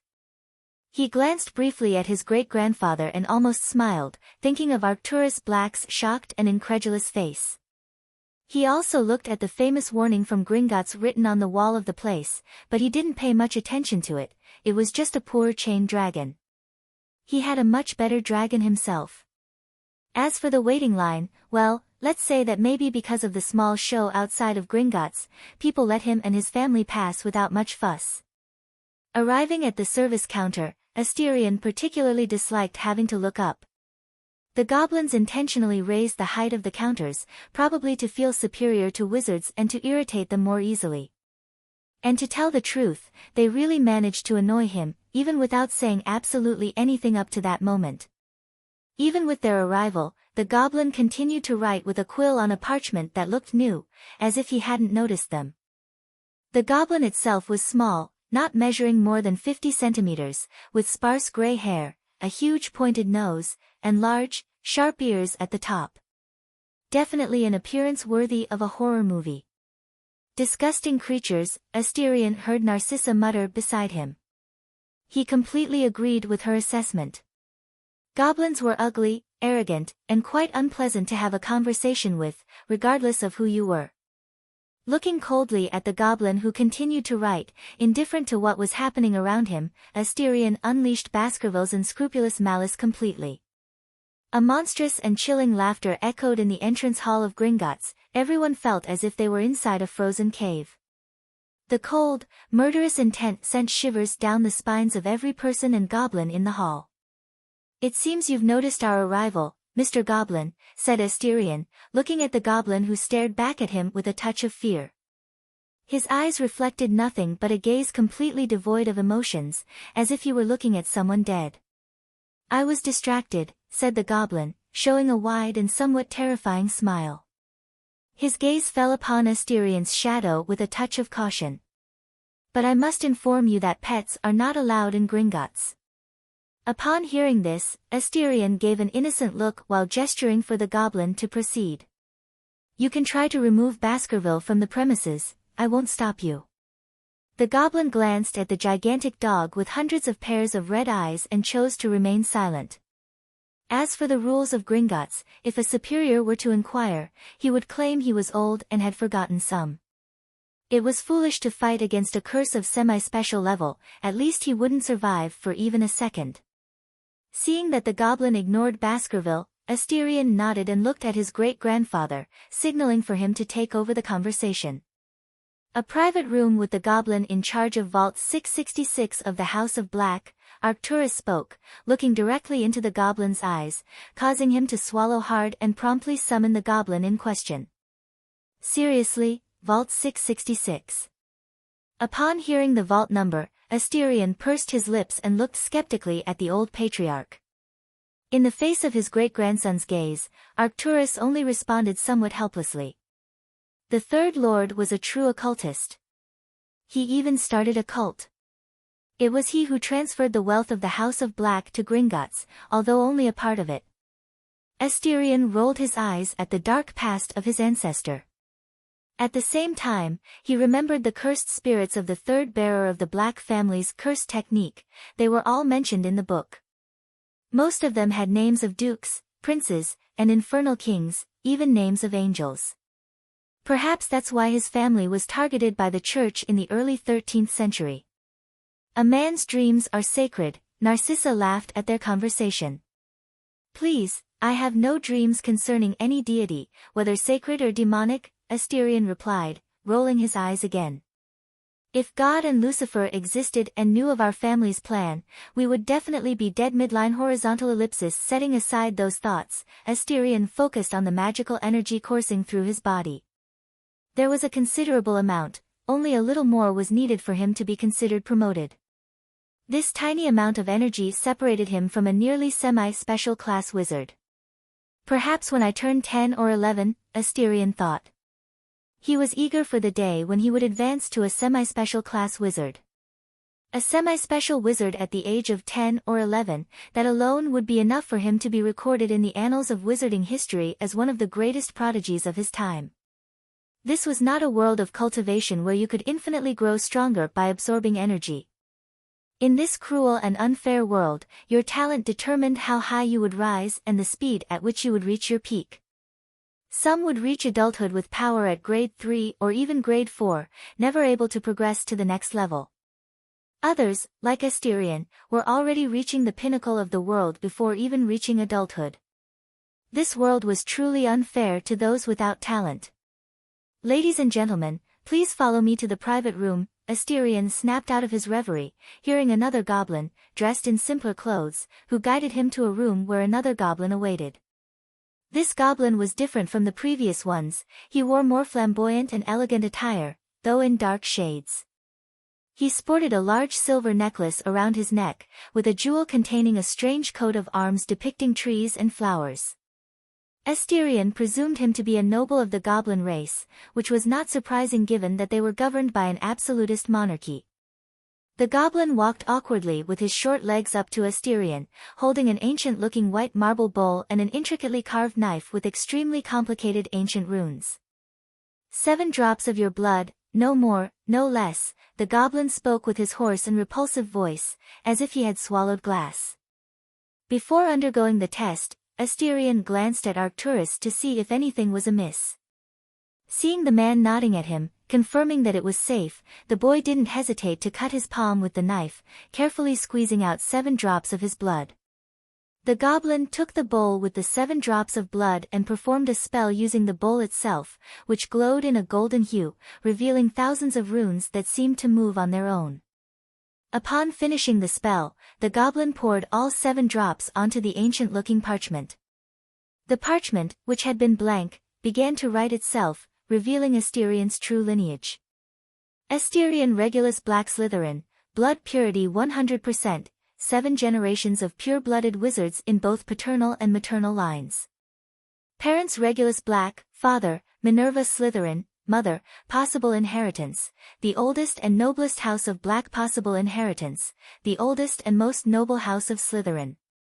The goblin looked at what was written on the paper and rubbed his eyes in confusion, thinking he had read it wrong. He read it again only to see the same hallucination. Surely, a surprise, Lord Black, said the goblin after letting out a shrill and eerie laugh. He then handed the paper to the confused patriarch of the House of Black. Though puzzled by the goblin's strange behavior, Arcturus lowered his head and began to read the content. The more he read the parchment's content, the wider his eyes bulged in total disbelief and incredulity. Chapter 21 Unrest in England, 2, Chapter 02/02 Arcturus took a deep breath and sought to calm himself, though his heart was still in turmoil. The direct blood of Salazar Slytherin still flowed in the land, nothing less than in his great-grandson. How Regulus had become involved with someone from the direct lineage of the Slytherin house was a puzzle that troubled him. A series of unanswered questions churned in his mind, making it difficult for Arcturus to think clearly. He had already met another family descended from the Slytherin house, the Gaunts. However, they were merely an impoverished household, filled with an innate arrogance that did not match the legendary legacy they carried. But this situation was different. Asterion's mother Minerva bore the Slytherin name, which meant she was recognized as an heir or, at the very least, was registered in the Slytherin house's family tree. Looking at the boy who gazed at him innocently, Arcturus coldly huffed. He knew the boy had orchestrated this entire scene as revenge. The boy certainly held his grudges. He just didn't expect such a surprising retaliation. The Slytherin house held a singular significance for this nation, especially due to Salazar, a brilliant man who left a remarkable legacy throughout Britain. He was the architect of the foundations for the future Ministry of Magic, shaping and innovating in British wizarding society. Although thousands of years had passed since his death, the rules and principles he established still permeated the nation. The noble houses that once knelt before the man now controlled wizarding society. It was only after the disappearance of the Slytherin house that the Black House ascended to the position of leader of the Pure Blood faction.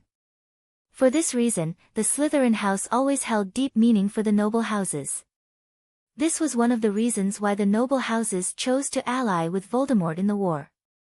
Narcissa looked surprised at her great-uncle's constantly changing expressions.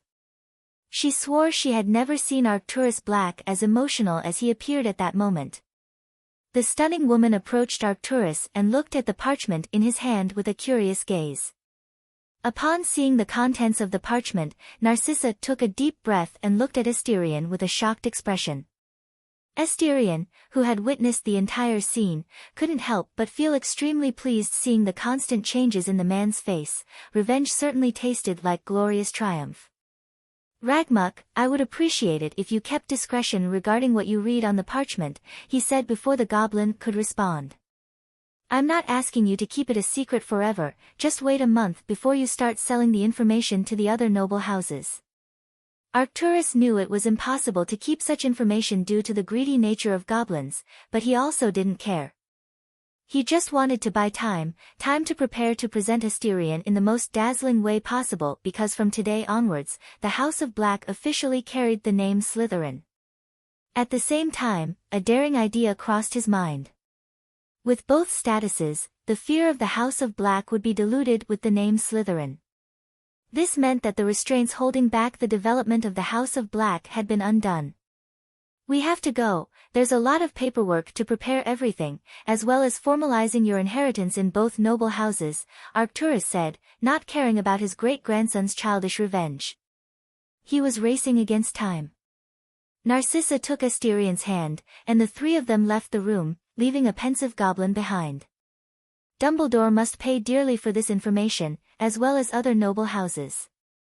I feel like I'm getting rich, murmured the goblin, his smile stretching from one side of his face to the other.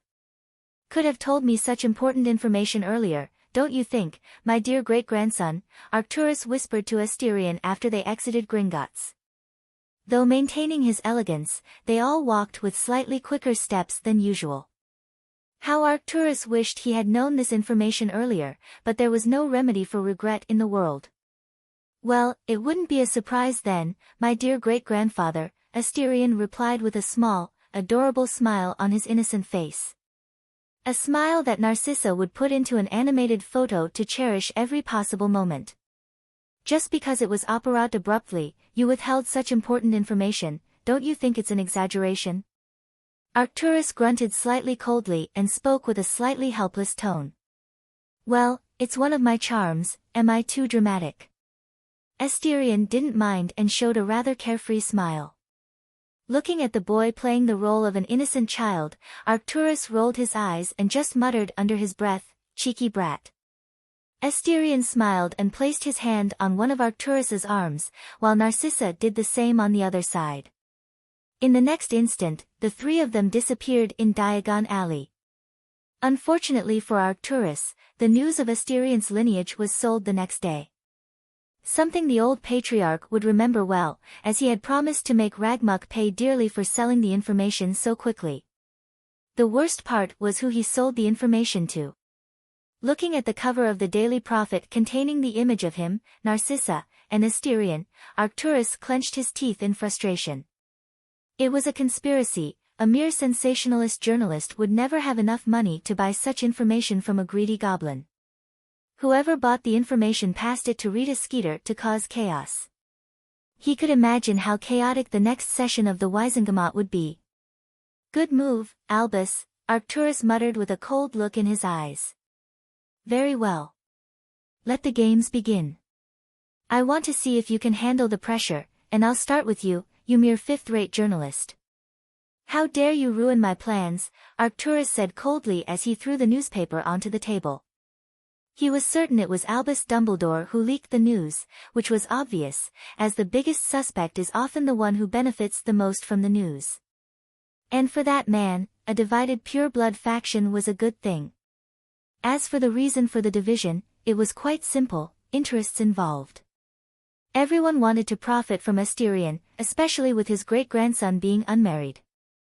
It was a stroke of genius by Dumbledore, not only delaying his fight against the Longbottom House but also sowing chaos in the pure-blood faction. Midline horizontal ellipsis, it seems Arcturus will be busy for a while, Narcissa murmured, looking at the boy in her lap, reading the most important book in the library, although for her, the pages of the book were blank. It was rare for the Black Patriarch to skip meals, as he had done all day today, coming in and out of the Black Manor. A challenge at his age can spice up his monotonous life, Asterion said, without taking his eyes off the book. However, his eyes sparkled with a touch of wisdom. Although he seemed indifferent to politics, he wasn't totally indifferent to her. He knew that with the exposure of his maternal lineage, the masquerade ball next month would be very lively. Chapter 22 Unrest in England, 3, England, City of York Greengrass Manor. The rise of a new Dark Lord. I must admit, the journalist has the gift of creating impactful headlines, Aurelius Greengrass, patriarch of the Greengrass family, said in a sarcastic tone. As he took a sip of tea, Helena added with a tone of veiled curiosity, I am genuinely intrigued to see how she will handle Arcturus Black's imminent wrath. Aurelius nodded. Arcturus Black was a vengeful man and showed no mercy to his enemies. If Rita Skeeter survived more than a week, the Greengrass Patriarch would genuinely be surprised. He looked at his wife and asked, What do you think of the boy? With a subtle smile playing on her lips, Helena examined the image of the boy in the newspaper. From his cold and indifferent expression, he is unquestionably a Black, from the tips of his hair to the depths of his soul, although it is impossible to deny that its appearance can deceive the unsuspecting. A true Black. Aurelius murmured, recalling his days at Hogwarts. He remembered seeing the members of the Black family, all of whom, except Sirius, Andromeda, and Bellatrix, were so cold that it was difficult to approach them, although equally powerful. So, which of our daughters do you intend to betroth him to? Seeing her husband's pensive expression, Helena, who had been married to the man for over 20 years, knew what her husband was thinking at that moment. It wasn't very difficult to guess. Am I that easy to read? Aurelius raised one of his eyebrows, intrigued. My dear, you should practice more on hiding your emotions. Helena shrugged, responding without much concern for the unpleasant expression on her husband's face. She continued speaking. But I don't think it will be so easy to win the boy over. The other houses will fight tooth and nail to win the right to be the boy's wife. Aurelius nodded, aware that this competition for the alliance of the Black Heir would be more than a mere battle of wills, but a true war of interests and ambitions.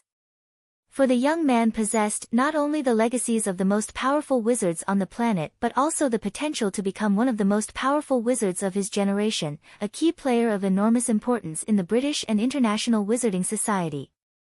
If you want to win the boy over, you must be prepared to bleed, for Arcturus, that old fox, will not sell his grandson for anything less than a fortune, although I would do the same in his place.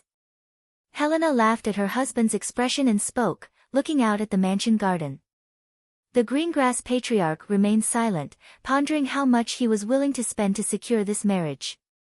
In a cozy first-floor house, a girl around 19 years old opened the door and shouted loudly, "Mom, I'm back from the mission." Seeing no response, the girl's hair changed color from purple to matte gray. She quickly ascended the stairs to the first floor, leading to a hallway with 3 doors, 2 bedrooms, and a bathroom. Opening the door to her parents' room, she sighed with relief upon seeing her mother lying comfortably in bed, reading a newspaper. However, her mother's face displayed a clear expression of nostalgia and a fleeting trace of guilt. "Is something wrong, Mom?" the young woman asked as she sat down beside her mother on the bed. The woman in bed looked surprised at her daughter's sudden arrival and said with a welcoming smile on her lips, "Nymphadora, I didn't realize you had arrived, sweetie." "Mom, don't call me Nymphadora midline horizontal ellipsis," Tonks groaned in frustration, hearing her mother use her full name. Yes, Tonks," Andromeda responded absent-mindedly, returning her focus to the newspaper. "What are you looking at that's so interesting you didn't notice I arrived?" Tonks asked, looking curiously at the newspaper. To her surprise, she saw 3 people, an elderly, very tall man, a beautiful woman equally tall, holding the shoulders of an adorable boy. The 3 were obviously nobles by the clothes they wore and how they carried themselves. She had encountered her fair share of nobility at Hogwarts, and many times, those encounters hadn't ended pleasantly, so the young woman didn't have a favorable impression of any noble. Although, strangely, none had ever caused trouble for her, which was odd given how arrogant those annoying young masters were. But the headline was even more intriguing than the people in the photo. "The Rise of a New Dark Lord." The headline certainly captured her curiosity. Who are they, and why does the old man seem familiar to me? Have I met him before? Tonks asked, looking at the 3 people in the moving photo.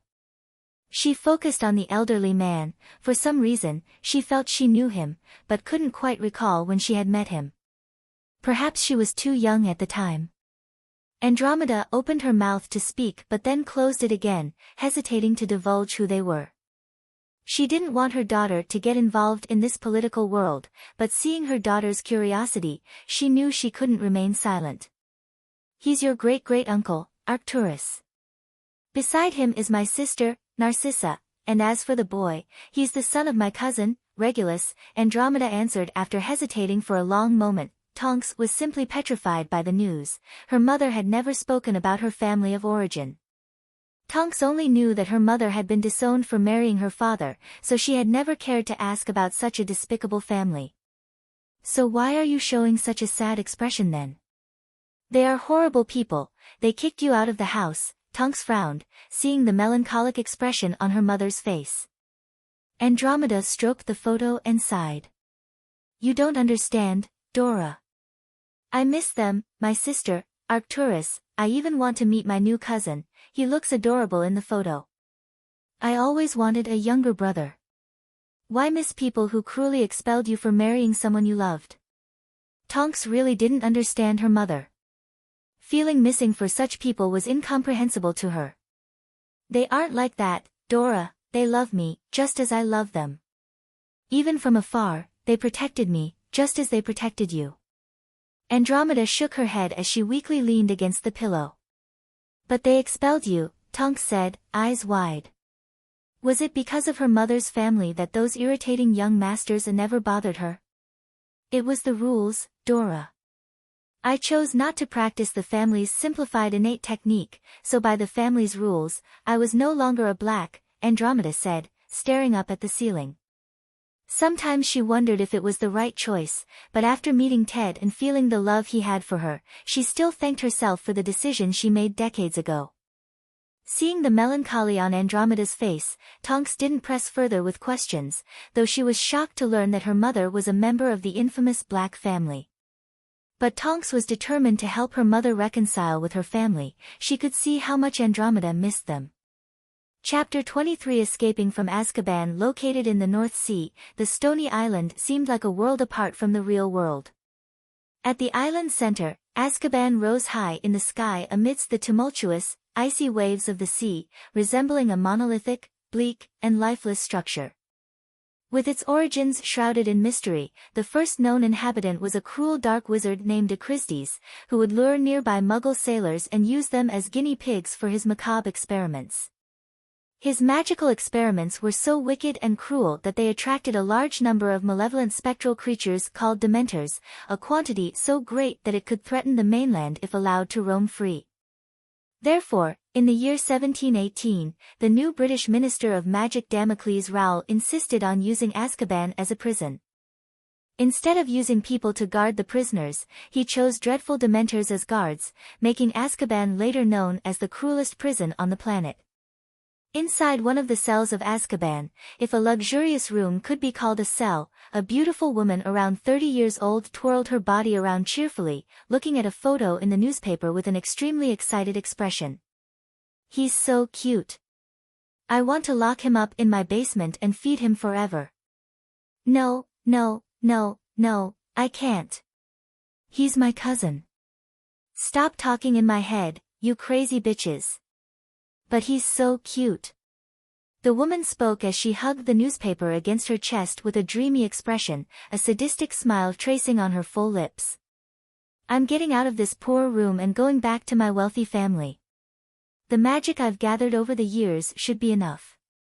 She looked at the door separating her and her freedom, smiling maliciously.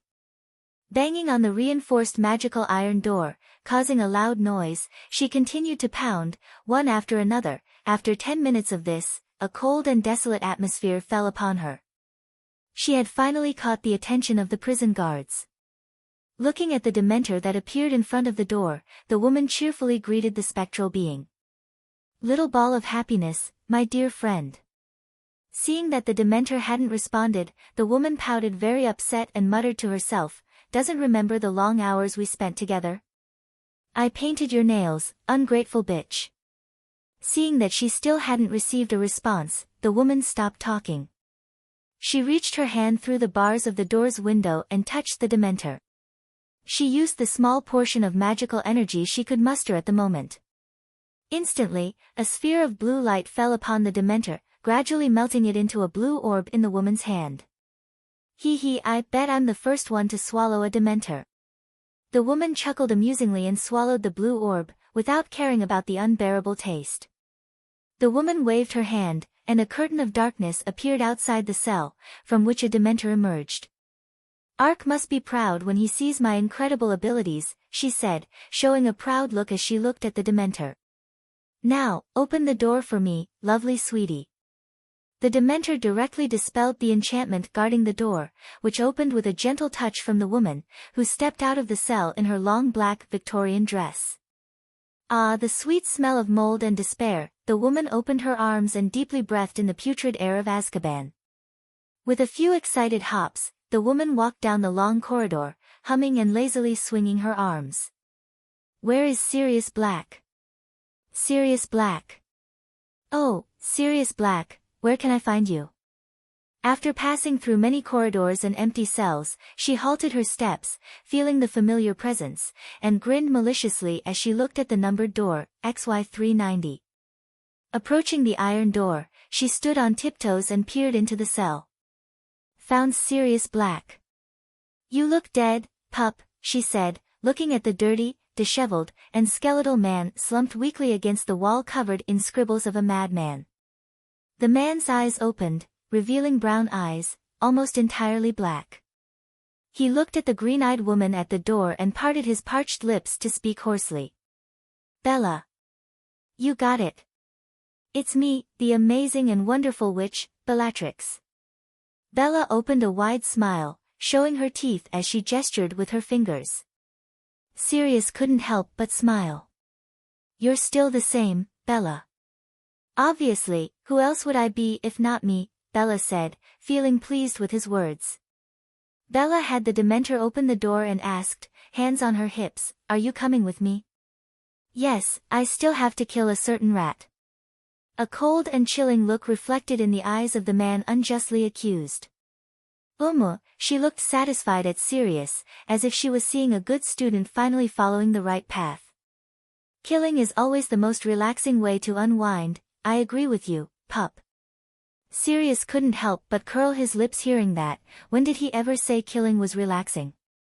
His cousin was still equally mad. Even after a decade in Azkaban, this infernal place hadn't changed her at all. Rising from the dirty and filthy floor, Sirius walked over to Bellatrix with somewhat unsteady steps. Looking at his own worn and dirty clothes, then glancing at the dazzling dress on Bellatrix's body, Sirius couldn't help but notice how cruel his grandfather was to his own grandson. He seemed more like a loving grandfather to Cygnus and Druella's daughters than to his own grandchildren. "You look like you've had a stay in a 5-star hotel, not in this damned prison," Sirius said, with a bitter and helpless tone in his voice. "Well, when you have a powerful great-uncle, that happens to you," Bellatrix said, unconcerned that she was speaking to the man's grandson. That made Sirius grit his teeth in frustration. Taking a deep breath, he forced himself to calm down, otherwise, he would probably jump from the highest part of this prison over how biased his grandfather's partiality was with the sisters Narcissa, Andromeda, and Bellatrix. Shaking his head, Sirius looked at Bellatrix and asked, "What are we going to do now?"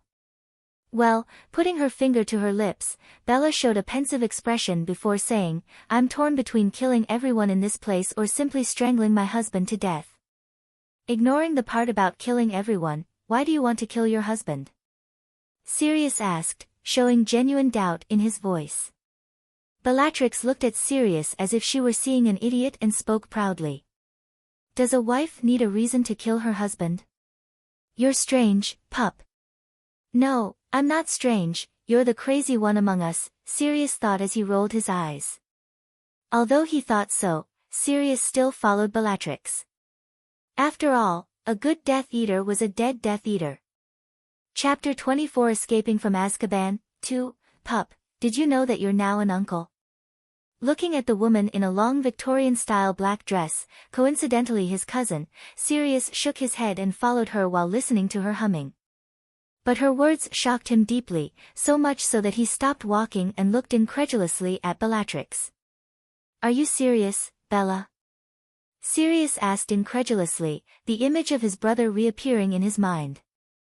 The memory of his brother's sarcastic and arrogant laugh when the two of them went out drinking together at a Muggle bar brought up mixed feelings of happiness, sadness, and a profound sense of longing. Bellatrix didn't respond and walked, looking curiously at the metal doors, pondering what kind of agonizing torture the detainees endured at the spectral hands of the Joy Balls, called Dementors. Without looking back, Bellatrix casually replied to Sirius. "Of course I'm serious, pup. The boy's name is Asterion, and he's being raised by your grandfather and Sissy." Sirius felt his head spinning. His brother had a child, which made him both happy and regretful at the same time. Happy that his brother's memory lived on through his nephew and regretful for not being there for the child. "I'm a failure as an uncle and godfather, I failed James and Lily. I even failed Regulus." Sirius murmured to himself, deeply regretting his actions since that infernal day. Anger was a dangerous feeling that made people do the most unthinkable things in moments of uncertainty. He let anger and hatred consume him, he only thought about killing and revenge. Instead of worrying about Rose's safety, he only cared about avenging James and Lily. While Sirius was consumed by guilt behind her, Bellatrix finally found her husband's cell. Once again, she used the Dementor to dispel the enchantment holding the massive iron doors. Opening the door with a big smile on her face, she looked at the thin, skeletal man leaning against the wall, a scene reminiscent of when she found Sirius earlier. "Husband, I'm back." Bellatrix entered the cell with a deadly sadistic smile on her beautiful full lips. The man opened his eyes and looked coldly at the woman. His cold gaze only made Bellatrix's smile grow wider. Opening her arms, she spun her body happily and spoke with a cute, fascinated voice, "We meet again at last," a romantic reunion scene full of feelings of hatred and resentment. "Are you happy to see me, dear husband?" She looked at Rodolphus Lestrange expectantly, eagerly awaiting his words. "What are you doing here, crazy bitch?" Rodolphus pronounced coldly. There was not a hint of love in his eyes for his wife, instead, there was hatred, resentment, and madness. He deeply loathed the woman in front of him, so much so that he wanted to tear her flesh and drink her blood. What she did to him midline horizontal ellipsis, how cruel, husband. I'm your wife, how can you speak to me like this? Bellatrix hugged herself as she recoiled, showing an expression of hurt and pain, like a maiden wounded by the man she loved. Sirius, who had composed himself, looked at the scene with surprise. He didn't know what Bella had done to make her own husband hate her so much. But knowing the Bellatrix he knew, it was probably something very cruel and sadistic. Wife? With a wife like you, I don't even need enemies, Rodolphus mocked, his gaze incredibly cold and deadly. Bella nodded, satisfied with her response, and spoke. That's right, a certain wise man once said that marriage was like a war, whoever surrendered completely to the other lost their own life. Sirius looked strangely at Bella. He was sure that wasn't the intended meaning of that phrase, but since it was Bella, he didn't dwell on it much. After all, how can you try to understand the mind of a madwoman? Looking at his wife's happy face, Rodolphus scoffed. After a brief silence, he asked. Tell me, Bellatrix, why did you marry me? Sirius and Rodolphus looked at the woman, awaiting her response. A tense and heavy atmosphere hung in the air. Putting her finger to her lips, Bellatrix showed a pensive expression. Then, as if remembering the reason she got married, her face lit up. I liked how my name sounded with your last name Bellatrix Lestrange. It suits me very well. She said, her smile innocent and happy. Rodolphus pursed his lips at the absurd answer he had just heard. Sirius couldn't help but look at the man with pity. The patriarch of the House of Lestrange took a deep breath and closed his eyes. If he could, he would kill Bellatrix, but he couldn't, not in the state he was in at the moment, without his wand and his magical energy depleted. It's better to kill me, Bellatrix, because if I escape this infernal place, I will hunt you down like an animal. I will avenge him, no matter the cost, even if I have to sell my soul, you will die saying his name. Opening his eyes, Rodolphus spoke with a tone so cold it seemed to freeze the atmosphere around him. He knew it was an imprudent response, as he could die at any moment, but he didn't care. He was so angry that he needed to speak to vent, otherwise, he swore he would kill himself. Sirius felt a shiver run down his spine as he looked at those eyes filled with hatred and madness. He couldn't imagine what Bella had done to make the man hate her like that. Bellatrix's deep green eyes practically gleamed upon hearing her husband's words. Very well, I've changed my mind. I won't kill you right now, let's get a divorce. She said, causing Sirius and Rodolphus to widen their eyes in shock. Our divorce boils down to one thing, whoever kills the other first wins. Bellatrix showed an expression of such excitement that she felt something trickle down her legs, she had orgasmed.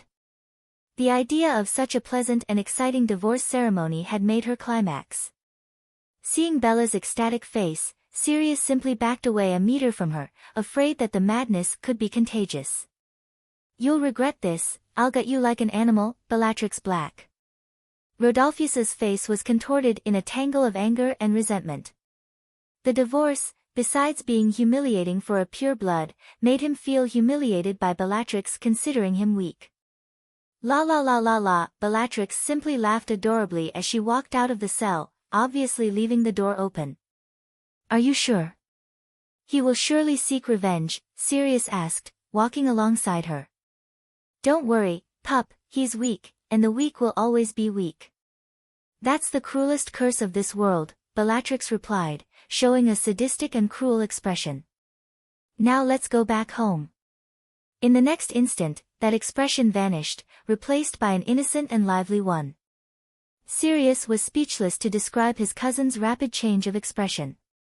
It seemed like she had become even crazier while being imprisoned for almost a decade. Originally, he wanted to ask her what she had done to make her own husband hate her so much, but he remained silent. He just wanted to sleep without having nightmares. Not that he hadn't also gone a little crazy during this time, this damn place could work wonders on someone's mind. Chapter 25 Wisengamot at night in the Black Manor.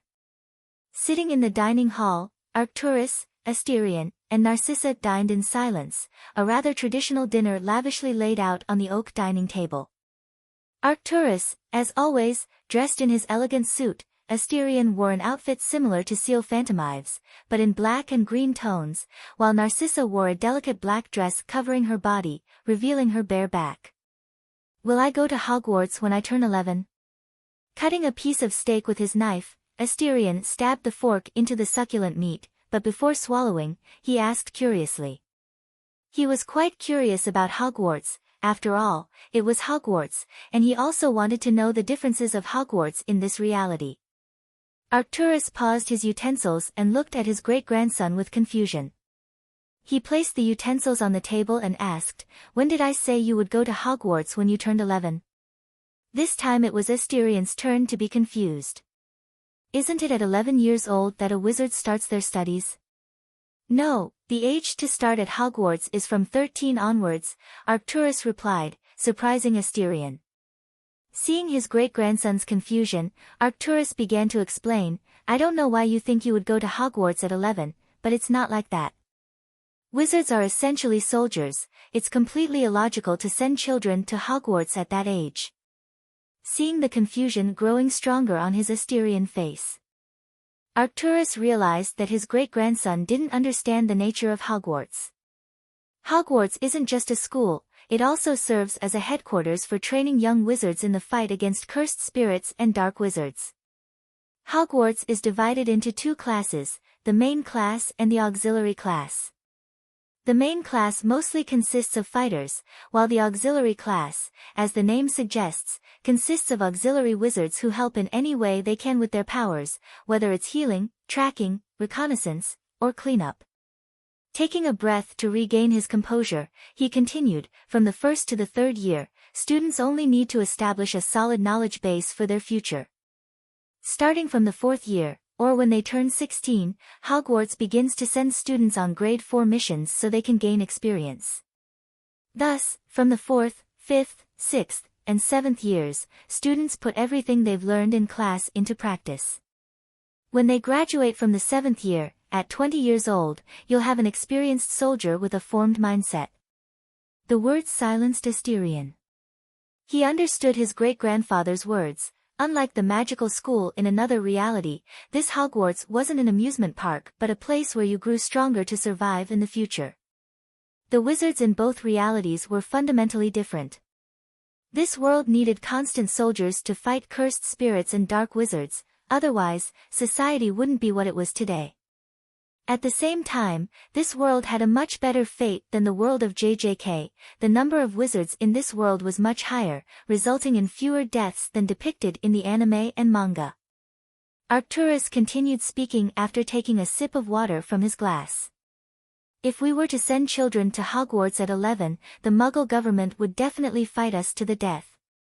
For this reason, it was decided that the basic age to enroll in Hogwarts would be 13, and missions would only begin at 16. To ensure the primary safety of the children, various strict regulations were created, and both sides retreated, with the Muggle government assisting in missions by sending responsible agents along with their technology. To increase the survival rate of the students, a team of 3 people is formed at the beginning of the school year, and the ministry also sends an experienced auror to assist in the missions, Arcturus concluded. Asterion couldn't help but feel amazed. The mutual assistance between both worlds was something he certainly didn't expect, but upon reflection, it was quite reasonable for it to happen. After all, war wasn't an intelligent option. Not only would it reveal the existence of the supernatural, but it would also drag the entire country into conflict. Add special class wizards to the mix, and you have pandemonium on Earth. Both worlds needed each other to survive. Normal people couldn't see cursed spirits and therefore couldn't kill them, while wizards needed fresh blood constantly being sent to Hogwarts to supply the scarce workforce. In the end, both worlds reached a consensus where everyone would benefit. But upon hearing about the team and the experienced auror, Asterion felt like he had seen this somewhere before. Then, he remembered the anime Naruto that he watched in his past life, where there was a similar system. I just hope there won't be a Sakura on his team. If there is, I hope it's the post-time skip Sakura, he thought. The team chosen at the beginning of the school year, do we get to choose who we go on missions with? Asterion asked, cautious about the response he would receive. No. The Hogwarts School Council selects team members based on each individual's weaknesses. This forms a cohesive team that complements each other, as nobody is perfect. Looking at his grandson's worried face, Arcturus knew what he was concerned about and reassured him, addressing his doubts. Just as Arcturus was about to continue explaining other things, the house elf, Krrish, apparat next to the Patriarch's chair and bowed while extending his hands, showing a letter bearing the emblem of the British Ministry of Magic. Noble Lord Black, Krrish intercepted a letter attempting to enter the mansion's domain, said the old house elf as he prostrated himself on the ground. Arcturus recognized the emblem and the letter, which was used to summon someone. Taking the letter in his hand, he let it float in the air. Magically, the letter seemed to come to life and began to speak with a deep, serious voice resonating throughout the dining hall. London, Grimmauld Place, number 12. This is an emergency order sent to the recipient, the Lord Patriarch of the most ancient and noble House of Black, Arcturus Black III. Arcturus Black III, you are hereby summoned to present yourself as soon as possible before the Supreme Parliament, the Wizengamot.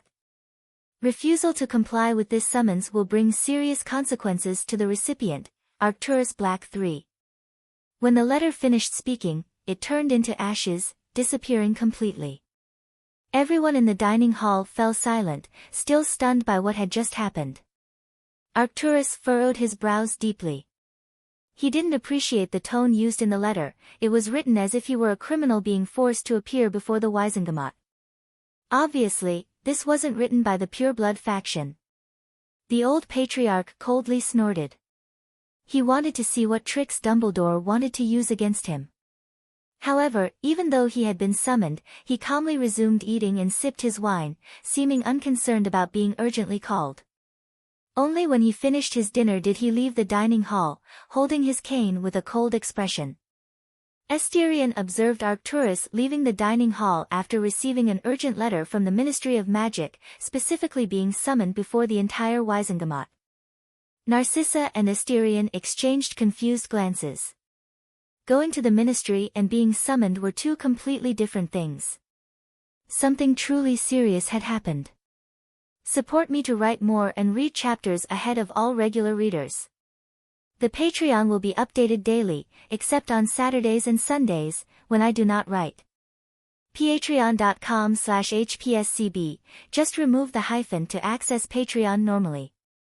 Next chapter, Chapter 26 Wizengamot, 2, Chapter 27, Wizengamot, 3, Chapter 28 Unexpected Arrival, 1, Chapter 29 Unexpected Arrival, 2, Chapter 30 Black Family Reunion, 1, Chapter 31 Black Family Reunion, 2, Chapter 32 Black House Masquerade Ball, 1, Chapter 33 Black House Masquerade Ball, 2, Chapter 34 Black House Masquerade Ball, 3. Patrons, Chris, Just Rice Harrison, Aliacardo Blood, Ren Bruffett, Stray Dog, Idagoat Mypark, Hamza Ahmed, Deshishan, James, Jenya, Enriv 125, Michael, Ninja Tiger, Mercel Keenan, Andrea Barbarino, Benjamin Kingunza, Nayati, Austin Pierce, Leoparda Younglei, Anthony Casas Cano, Xerxes 33311, Ray Terry, Joseph, Max Brown, Hrizav Duanji, Swagier, Maxime and Louise, Re iPhone, Odium BR, Alastair Lawrence, Just A Guy, Keynes, T.S., Zephyr, Tobias Sinkawishus. Folkington, Kieran P. O'Connor, Artem Marviv, Hunain Abbas, Wolf, Heavenly Crimson Karma. Best Manga, Chase Matlon, Ibrahim Amani, Duck, Sayed, Cody Dennis, Daniel Johnson, Nicholas, Zach Obenhoff, Joao Goncalves, Heretic Smuff, Antoine Way, Paul Panda, Search 1301, Reed Baston, Marco Bertan, Bloodstained, Unknown, Clayton Chanel, Kylon Trin, Berdrant, Bluefern XO, Eric Vorlicki, DJ Tucker, Mitsagon, Axel Bohr, TG Savior, Matatank, Killian Helms, Ethan Trays, Alessandro Palma, Kotek, Lum, Chamar Ellis, Brandon, Jeffrey Abbott. Chapter 26 Wizengamot, 2, London, British Ministry of Magic. Entering the elevator disguised as a telephone booth, Arcturus, dressed in an elegant black suit with the Black family crest in red, wore a cold and indifferent expression as the elevator descended underground, going down to the 8th level, the atrium. After almost 30 seconds, the elevator doors opened, revealing a cavern richly adorned in black marble. Stone arches decorated the environment, and numerous lights illuminated the space. The place was bustling, to say the least, with hurried people coming and going, while planes of papers flew over their heads, fleeting shadows in the chaos. Arcturus noticed that the ministry was more bustling than usual as whispers reached his ears from the background. "Did you hear? They say it was almost completely destroyed and all the prisoners escaped.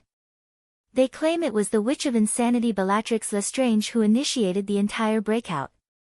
His face took on a grim expression upon hearing this, finally understanding everything. However, what disturbed him even more was not his great-niece's escape, but the fact that he hadn't received any message warning him of the mass breakout from Azkaban. He pondered the two possibilities that lay before him. Had the purebloods betrayed him, or was the first person to notice the escape on Albus Dumbledore's side?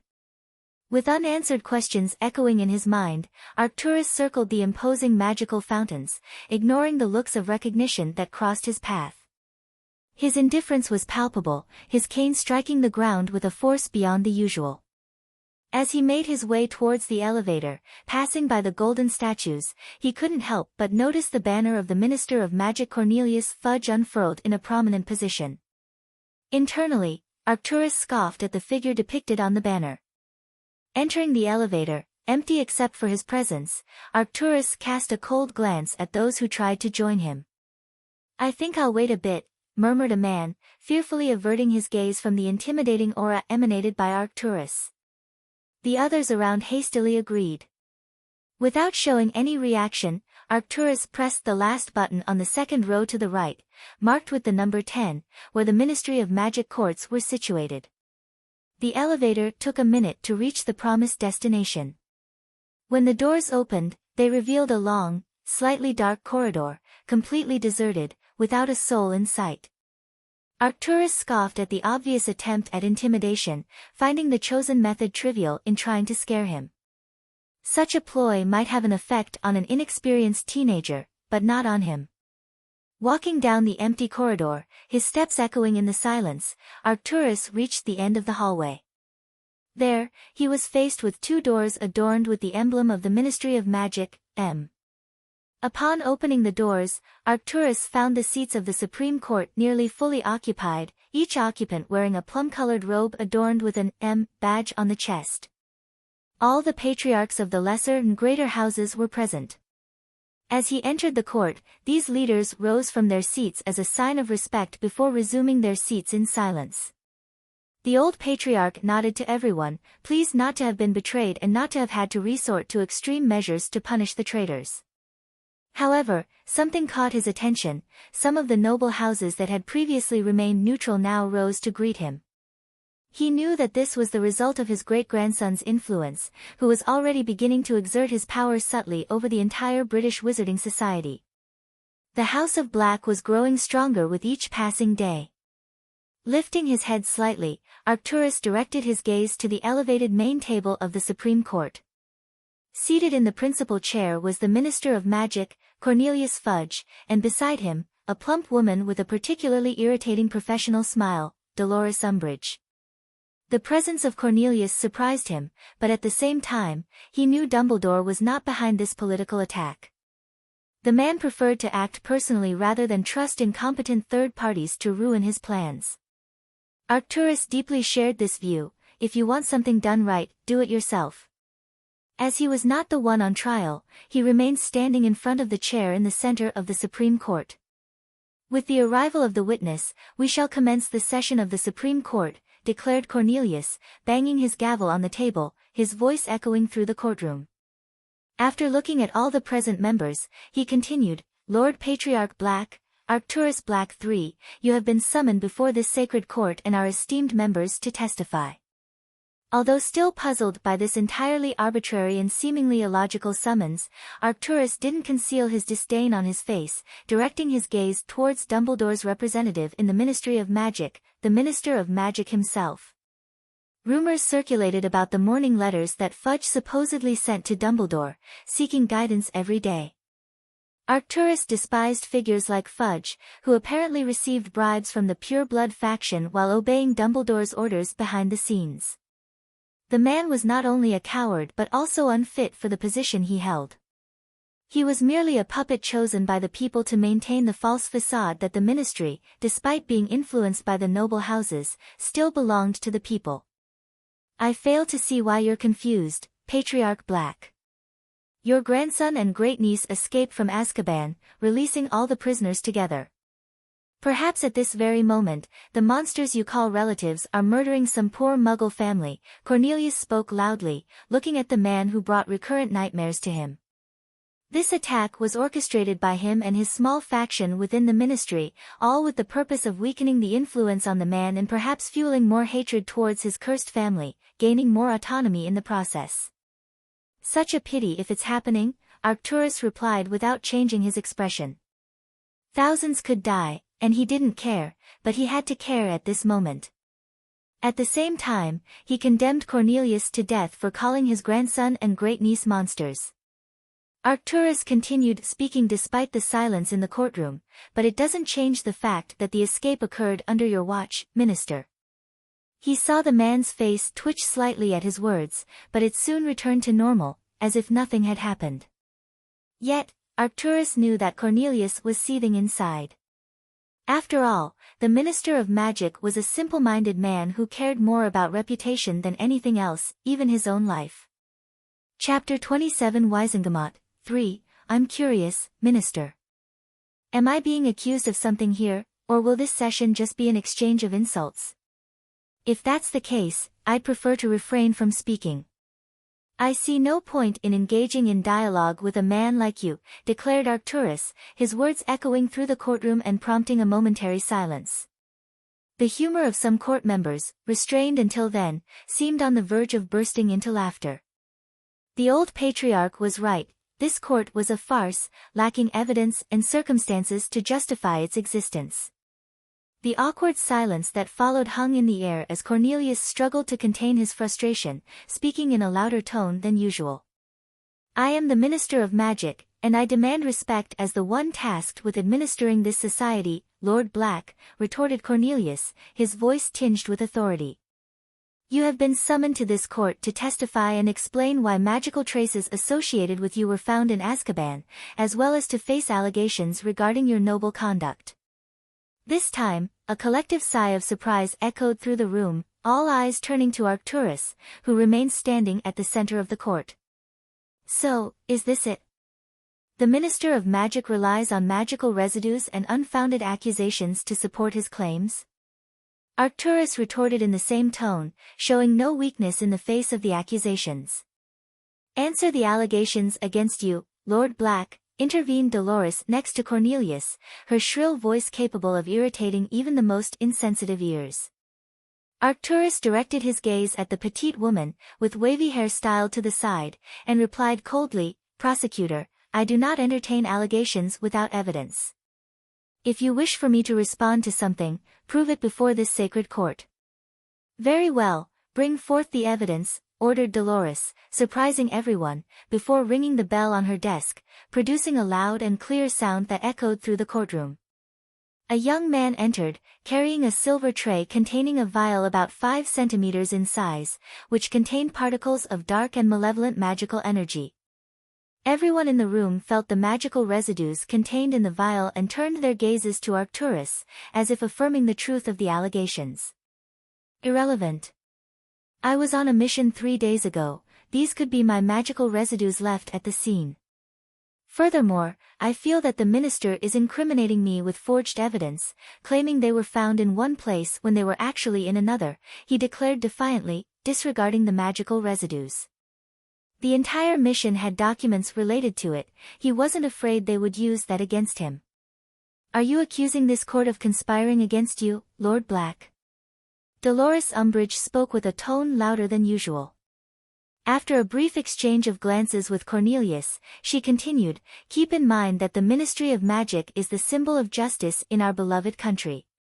Your words offend everything our society is based on, a fair place without distinction of status." Everyone in the jury was stunned by what they were hearing. The woman's words were so full of lies that they couldn't help exchanging bewildered looks with the court prosecutor. Justice? A truly impartial place, regardless of status? Since when has the ministry become that? Was the woman lost in some Avalon utopia? These thoughts echoed in the minds of everyone present. Ha ha ha ha. Arcturus let out a deep, low laugh, as if he were hearing the most hilarious joke of all time. He then cast a sarcastic glance at Umbridge and remarked, "If the ministry were truly as the prosecutor describes, a fair place without class distinction, then we wouldn't have had a war 10 years ago." 73% of the witches and wizards currently holding positions in the ministry have connections to noble families or have attained their positions through nepotism and bribery. At that moment, he realized Dolores Umbridge's mindset. She was a woman who considered the ministry supreme, capable of manipulating everything and everyone by virtue of the status it represented in British wizarding society. However, she seemed to have forgotten or simply didn't care about the fact that the Ministry of Magic was created by the ancient noble houses after the dissolution of the Wizarding Council, which reigned in the time before the existence of the ministry. He and almost everyone present descended from the lineage of those who had ruled over these lands in the shadows. The Ministry of Magic was merely a tool to sustain the rights and interests of the noble houses. At the same time, if the ministry lost the support of the noble houses, both financially and structurally, then the Ministry of Magic itself would cease to exist, as the majority who were truly powerful were members of the noble houses. Arcturus and everyone in the jury could truly understand the purpose of the Ministry of Magic, but Dolores Umbridge did not. She was deluded by the idea that the power she possessed was supreme. Arcturus's words left Umbridge unable to respond. Despite her arrogance, she was not foolish. If she dared to confirm the words of Patriarch Black, she would be politically annihilated in this country. Many people would be exposed, expelled, and some even imprisoned, thrown into Azkaban. Seeing that he had defeated one of his enemies, Arcturus focused his gaze on the Minister of Magic, Cornelius Fudge. Cornelius couldn't help but sweat under the intimidating gaze he received. Things were not going in the direction he wanted from the start.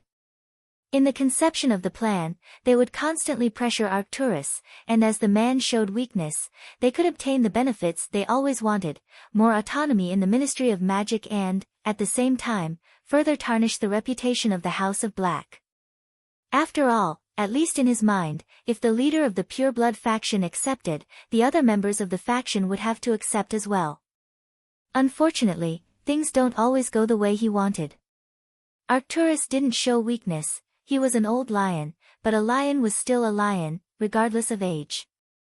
Now, he had to deal with the consequences of his actions. The man would certainly take a big bite out of him. Suddenly, the doors of the courtroom, which had been closed before, swung open, catching everyone's attention. Arcturus couldn't help but cast a cold gaze at the man with an aged appearance dressed in a rather extravagant purple wizard's robe. The old man's icy blue eyes shimmered with magic and mystery. The long, snowy beard swayed with his subtle and calm movements. "Forgive me for the delay. Matters at Hogwarts delayed my arrival," said the old man, looking at everyone with a friendly gaze. Cornelius couldn't help but speak aloud, his expression brightening with the unexpected arrival. Albus Dumbledore. Chapter 28. An unexpected visit. While Arcturus was still at the Ministry of Magic, witnessing, Asterion had just returned from another of his forays into locations with high concentrations of negative magical energy. It was a weekly routine for him, creating cursed spirits for various occasions. After all, a cautious man was a living man. This time was no different. Asterion gazed at the crown, floating above his hand with a look of satisfaction. The crown was black, with several wide-eyed red eyes, filled with horror, gazing in all directions. It was a frightening and intimidating sight. Knowing he couldn't rival the infinite amount of magical energy wielded by figures like Gojo and Sukuna, Asterion decided to create the Crown of Lamentations. It was a surprise for him to discover that the fifth bearer of creation and manipulation of cursed spirits had specialized exclusively in weapons, rather than animals, monsters, and legends like his predecessors. After studying about the fifth bearer, Asterion attempted to follow in their footsteps and succeeded, utilizing the records contained within the Heritage Book. The Crown of Lamentations had a sole purpose, to accelerate the regeneration of magical energy in his body.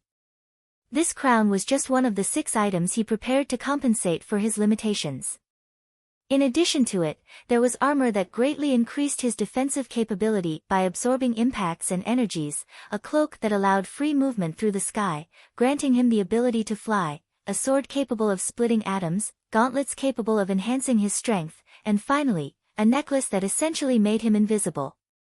The entire set of armor, weapons, and accessories followed the same dark and sinister theme as the crown. I think it's time to create a cursed spirit capable of dealing with Gojo and Sukuna's innate techniques, murmured Asterion as he walked to his room. He had some ideas on where to start, he just needed a large amount of negative magical energy. One of the reasons he considered creation superior to space was that he could essentially develop countermeasures based on other innate techniques, creating objects or monsters capable of neutralizing any innate technique. Entering his room, he found Narcissa lying on the bed, wearing a familiar transparent nightgown, propped up on 2 pillows as she read a book under the lamplight. "It seems you've returned from your nightly escapades," Narcissa remarked without taking her eyes off the book, gently turning the page. "It was a productive night," Asterion replied, walking to the personal bathroom of the room. The sound of the shower echoed through the walls shortly after. 10 minutes later, Asterion emerged from the bathroom with a towel wrapped around his waist, his hair still wet. Tossing the towel onto the chair, he grabbed a comfortable black silk pajama and began to put it on, regardless of whether Narcissa saw anything.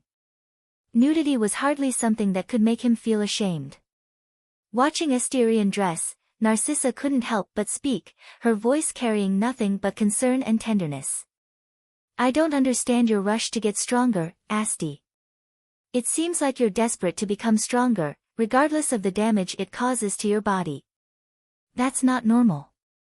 Asterion, who was buttoning up the top of his pajamas, stopped upon hearing her words. He finished buttoning all the buttons and sat down on the bed, pondering over what he had been doing since awakening his memories at St. Marie Orphanage. Narcissa was right about something, he was desperate to become stronger. Since arriving in this world, he had never truly felt secure. That's why he trained until exhaustion, regardless of what his body told him. I just don't feel safe, sissy. It's like I'll die if I stop training," Asterion spoke without hiding his feelings. He trusted Narcissa enough to sleep in her arms without any fear, which in itself showed how much he trusted her. Narcissa remained silent and simply embraced Asterion. Unlike her, who grew up in a family where she always felt safe with her relatives, Asterion didn't have that. He faced everything he had to face as a child, which created a cautious, cold character with a strong urgency to become stronger. "Don't worry so much and have fun, Asti. Arcturus and I will protect you, until when I need you to protect me." Narcissa stroked his hair and joked at the end. But Asterion didn't find it funny. "I will protect you, even if it means burning this entire country." Looking into her eyes, he spoke each word with unwavering determination. Narcissa was someone precious to him, someone he had never had in 2 lifetimes. If anyone dared to hurt her, he would make that person's life a living hell, so much so that Satan would seem colorful next to him. "Don't be silly, burning an entire country would make you an enemy of the world." Although she knew he was exaggerating, Narcissa felt her heart submerged in a sweetness she had never felt in her life, as she felt he was being completely sincere with her. "If that's necessary, then everyone should die." Looking at her face, Asterion secretly thought. He admitted he had some mental issues, but who was truly sane in this world? Then again, everyone in his family was crazy in their own way, he just felt he loved too much. Compared to his predecessors, he was still an innocent little white rabbit. Both fell silent and gradually drifted off to sleep, enjoying each other's presence. In the cold dawn, Asterion, who was being used as Narcissa's personal pillow, opened his eyes, revealing a cold intent to kill in his red eyes, which seemed to gleam with a phosphorescent glow. Two individuals had breached the barrier of the Black Manor. Giving Narcissa a gentle kiss on the forehead, Asterion skillfully disentangled himself from her warm embrace and got out of bed. He slipped on his slippers and left the room, the shadow behind him quivering, revealing hundreds of pairs of red eyes. "Let's see who's brave enough to invade my home," he murmured, disappearing into the shadows of the corridor. Chapter 29 An Unexpected Arrival. 2. Asterion was perplexed. The barrier protecting the mansion had been personally constructed by Corvinus Black himself and reinforced by every patriarch of the House of Black over 1,000 years. One could say that the environment within the barrier was a world separated from the real world. It was nearly impossible to breach it by force, yet now, two people had managed to pass through without triggering any traps or alarms. Could it be an innate technique focused on space or specialized in infiltrating locations? Asterion pondered the possibilities but decided to focus on what was happening at that moment. "Nidhogg," Asterion muttered, forming a seal with his hands, his voice cold and devoid of emotion. As he faded into the shadows, he whispered, "Don't kill them too quickly." Meanwhile, outside the mansion, Bellatrix and Sirius, who had just crossed the barrier, felt an overwhelming pressure descending upon them. Under their surprised and shocked gazes, a massive curtain of darkness unfolded in the sky above the mansion. A cold rain began to fall from the sky, drenching them, and each drop seemed to possess a chilling murderous intent. Sirius felt his legs weaken as he was stared down by 6 pairs of demonic red eyes through the curtain of darkness. To his horror, 2 clawed, scaled limbs emerged from the curtain, followed by the most terrifying head he had ever seen in his life. "I think your nephew thought we were enemies invading," Bellatrix commented cheerfully as she watched the massive oriental dragon emerging from the curtain, which she recognized as the Black House's innate technique. "Why the hell are you excited?" Sirius shouted loudly, desperate in the face of the gigantic cursed spirit. "Don't be such a crybaby, pup, imagine being killed by a dragon." "That's so cool," Bellatrix exclaimed cheerfully, her eyes displaying nothing but admiration. She always followed the law of the jungle, the strongest oppress the weakest. If she were to be killed, it was because she was weak. Sirius rolled his eyes at Bella's comment, but before he could respond, a childlike yet extremely cold voice reached his ears. "I really want to know how 2 beggars managed to breach the barrier. Is it malfunctioning?" Sirius lifted his head and spotted the entrance of the mansion. Even in the darkness, he could make out a small figure standing at the door, with only red eyes glowing in the distance. Upon noticing the red eyes, Sirius widened his eyes and looked at Bellatrix, incredulous. "You really forgot to tell me something so important?" "You didn't ask," Bella replied, displaying an innocent look. "Wait, Asterion, I am..." Before he could finish the sentence, a crimson bolt struck just a few meters away from him. "I didn't give you permission to speak my name, beggar insect," Asterion cut him off, his icy voice sending shivers down Sirius's spine.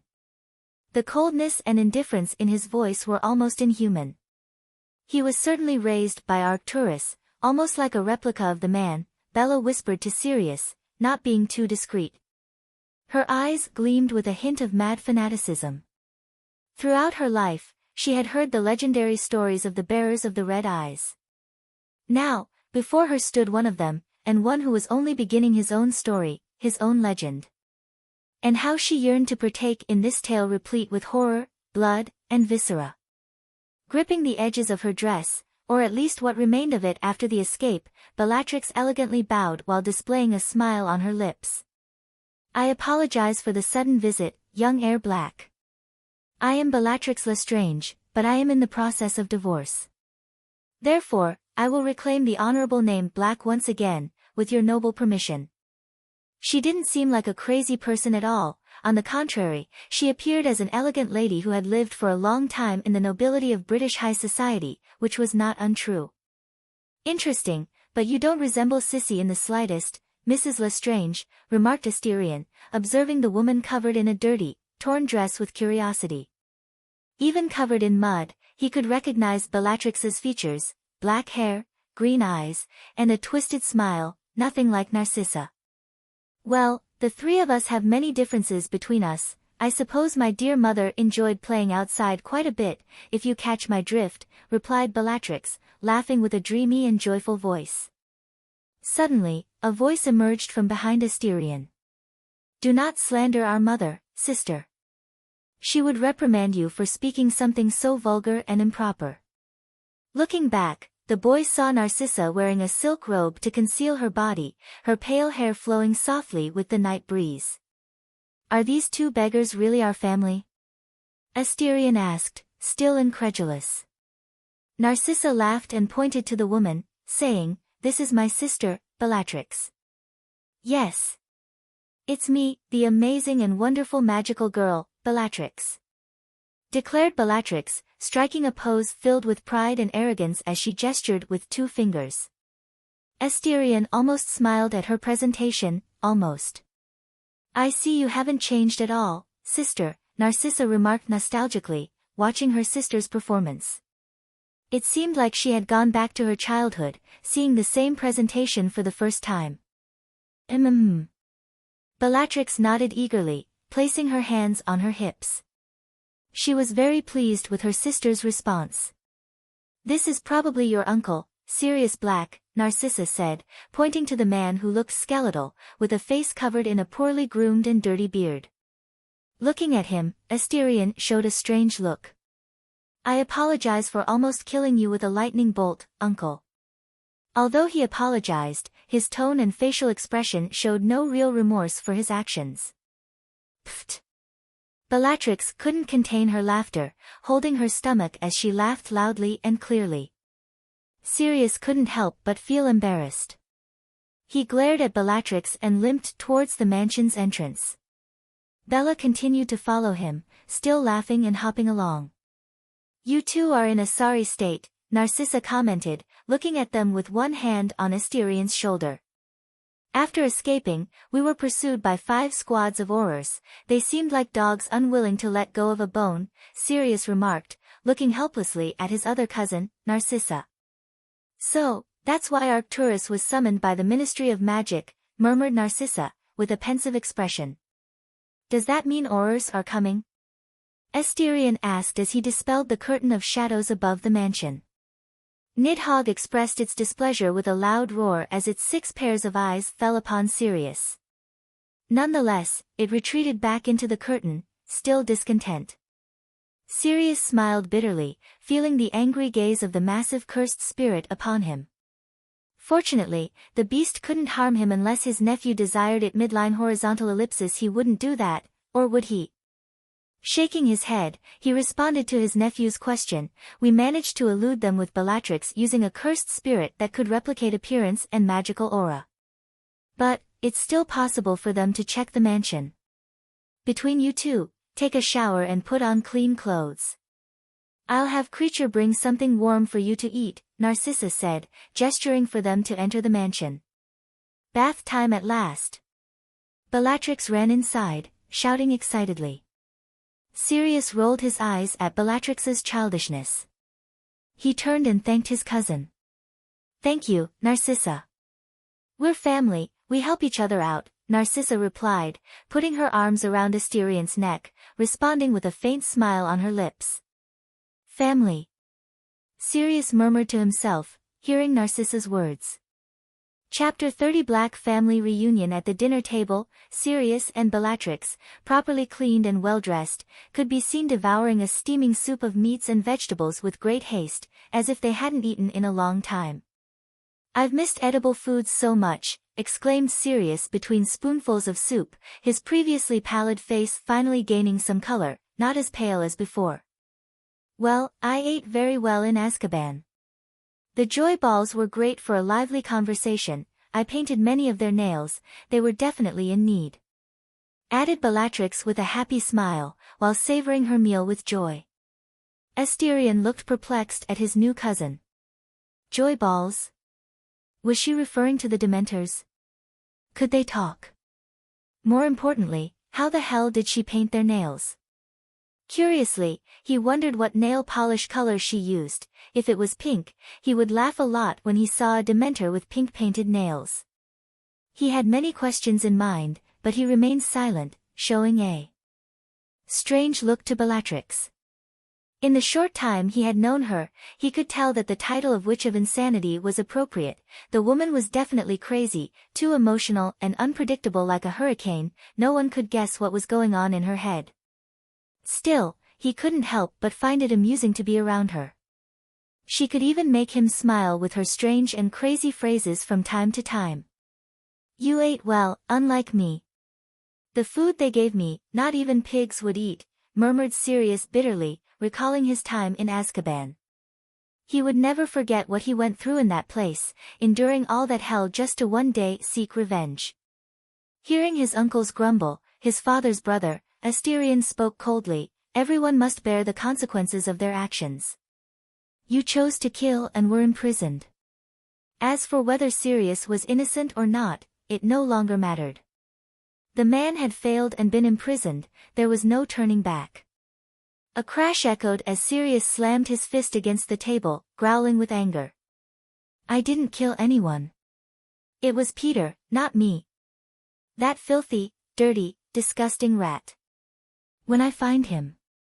Each word escaped through tightly clenched teeth and eyes filled with hatred. Careful not to damage the table, you can't afford to pay for it, Asterion retorted sarcastically. He didn't care about all of Sirius's hatred and anger, the man chose to trust the wrong person and paid the appropriate price. As he had said earlier, when fate gives something, it also takes away. Has anyone ever told you that you're a heartless boy? Sirius remarked, observing his nephew, who remained indifferent to his outburst of anger, before slumping weakly into his chair and staring at the ceiling with a lost look. Faced with the disheartened and sad man in the chair, Asterion showed no pity. He spoke coldly, uncaring of his feelings. My pity, my disdain, or my words of comfort are irrelevant to your life. Instead of wanting someone to pat your head and tell you everything is okay, you should be seeking to become calmer and colder to seek revenge. You're no longer a child, uncle. Sirius couldn't help but feel stunned. He looked at his nephew, and the figure of Regulus seemed to merge with the boy. You're definitely his son, you're alike in that aspect, so realistic and pragmatic, Sirius commented with a bitter smile, unable to believe that a child seemed more mature than him. Asterion remained silent, he would be lying if he said he didn't want to meet his father. But he couldn't, the man was dead, and they could never meet. Narcissa shook her head and silently held Asterion's hand under the table, comforting him. Bellatrix merely watched the whole scene with a gleaming gaze. Suddenly, she stood up abruptly and walked over to Asterion with quick steps. Kneeling beside his chair, she lifted her face and gazed at Asterion with an admiring look. My master, Bellatrix Lestrange, not for much longer, wish to serve you eternally and aid in your future world domination. Bellatrix's words caused a silence in the hall. Everyone, including Asterion, looked at the kneeling woman with surprise. How the hell did we go from a topic related to revenge to a pledge of loyalty? Asterion thought, lamenting Bellatrix's unpredictable behavior. I do not desire world domination, Bellatrix, Asterion said, unable to believe that those words were escaping his mouth at this moment. I understand, Master must want to remain discreet before his coronation. Asterion's words translated into a completely different meaning in Bellatrix's mind. Asterion merely put his hand to his face, covering his helpless expression. He changed his mind, being with Bellatrix was exhausting, the woman simply had no logic or reason. Looking at the still kneeling woman, he let out a resigned sigh and spoke with a cold tone. As I said before, I do not intend to dominate the world, and furthermore, do not call me master, I am not your master. Very well, master, I shall act in the shadows like a demon awaiting your sinister and dark malevolent orders. As if she could guess what he was thinking, Bellatrix, more like a nun speaking to God, spoke with devotion and determination to serve the Lord. As I said. Before finishing, he stopped speaking. He saw the fanaticism in the woman's eyes. No matter how much he tried to convince her otherwise, she always thought it was his plan. Asterion sought help from Narcissa and Sirius, but both merely turned their faces away, unwilling to get involved. "This is going to be exhausting," he muttered, his tone filled with bitterness. Everyone was so absorbed in watching the spectacle of Asterion and Bellatrix that they didn't even notice the dining hall doors opening, revealing Arcturus with a cold and unyielding expression. First, his gaze fell upon Bellatrix kneeling at Asterion's feet, then his focus shifted to the skeletal man, whom he presumed to be his incorrigible grandson. A trace of guilt passed through his gaze, but it vanished as quickly as it appeared. Clearing his throat to draw everyone's attention, he spoke, "What an interesting sight, my favorite great-grandson, my elegant great-niece, my incompetent grandson, and my lovely great-niece, all gathered around a table. I must say, it's quite an unusual sight to behold. What nefarious plan are you currently orchestrating?" Almost instantly, everyone turned their heads and looked at Arcturus with surprise on their faces. "According to the master, he must remain discreet before initiating his world domination," said Bellatrix, rising as she spoke with a proud tone, the tips of her fingers resting on her chest, striking a very elegant pose. Arcturus chuckled softly and spoke with a relieved tone. "You haven't changed, Bellatrix, as unpredictable as ever." Bellatrix simply smiled and embraced the man affectionately. "I missed you, Arc," she said, her face nestled against his chest, her gaze like that of a girl wanting to be pampered by her grandfather. "I missed you too, child," Arcturus replied, gently stroking her hair in a comforting tone. No matter how much society abhorred his great-niece, to him, she would always be that little girl running around the house with a joyful expression. Afterward, they separated, and Bellatrix returned to her cheerful and commanding demeanor. "Would you like a hug too, Sirius?" Looking at her grandson, Arcturus asked calmly. "I'd rather spend another 10 years in Azkaban, you arrogant old man," Sirius retorted sarcastically, scoffing. "I see you're still as uncouth and uncultured as ever," Arcturus replied coldly. "I'm not as hypocritical as you," Sirius countered without showing weakness. What an emotional reunion, after 10 years, grandfather and grandson meet again. Bellatrix wiped the tears from her eyes as she looked at the two with an emotional gaze. Asterion and Narcissa grimaced upon hearing this. An emotional reunion? It seemed more like an exchange of sarcasm and insults.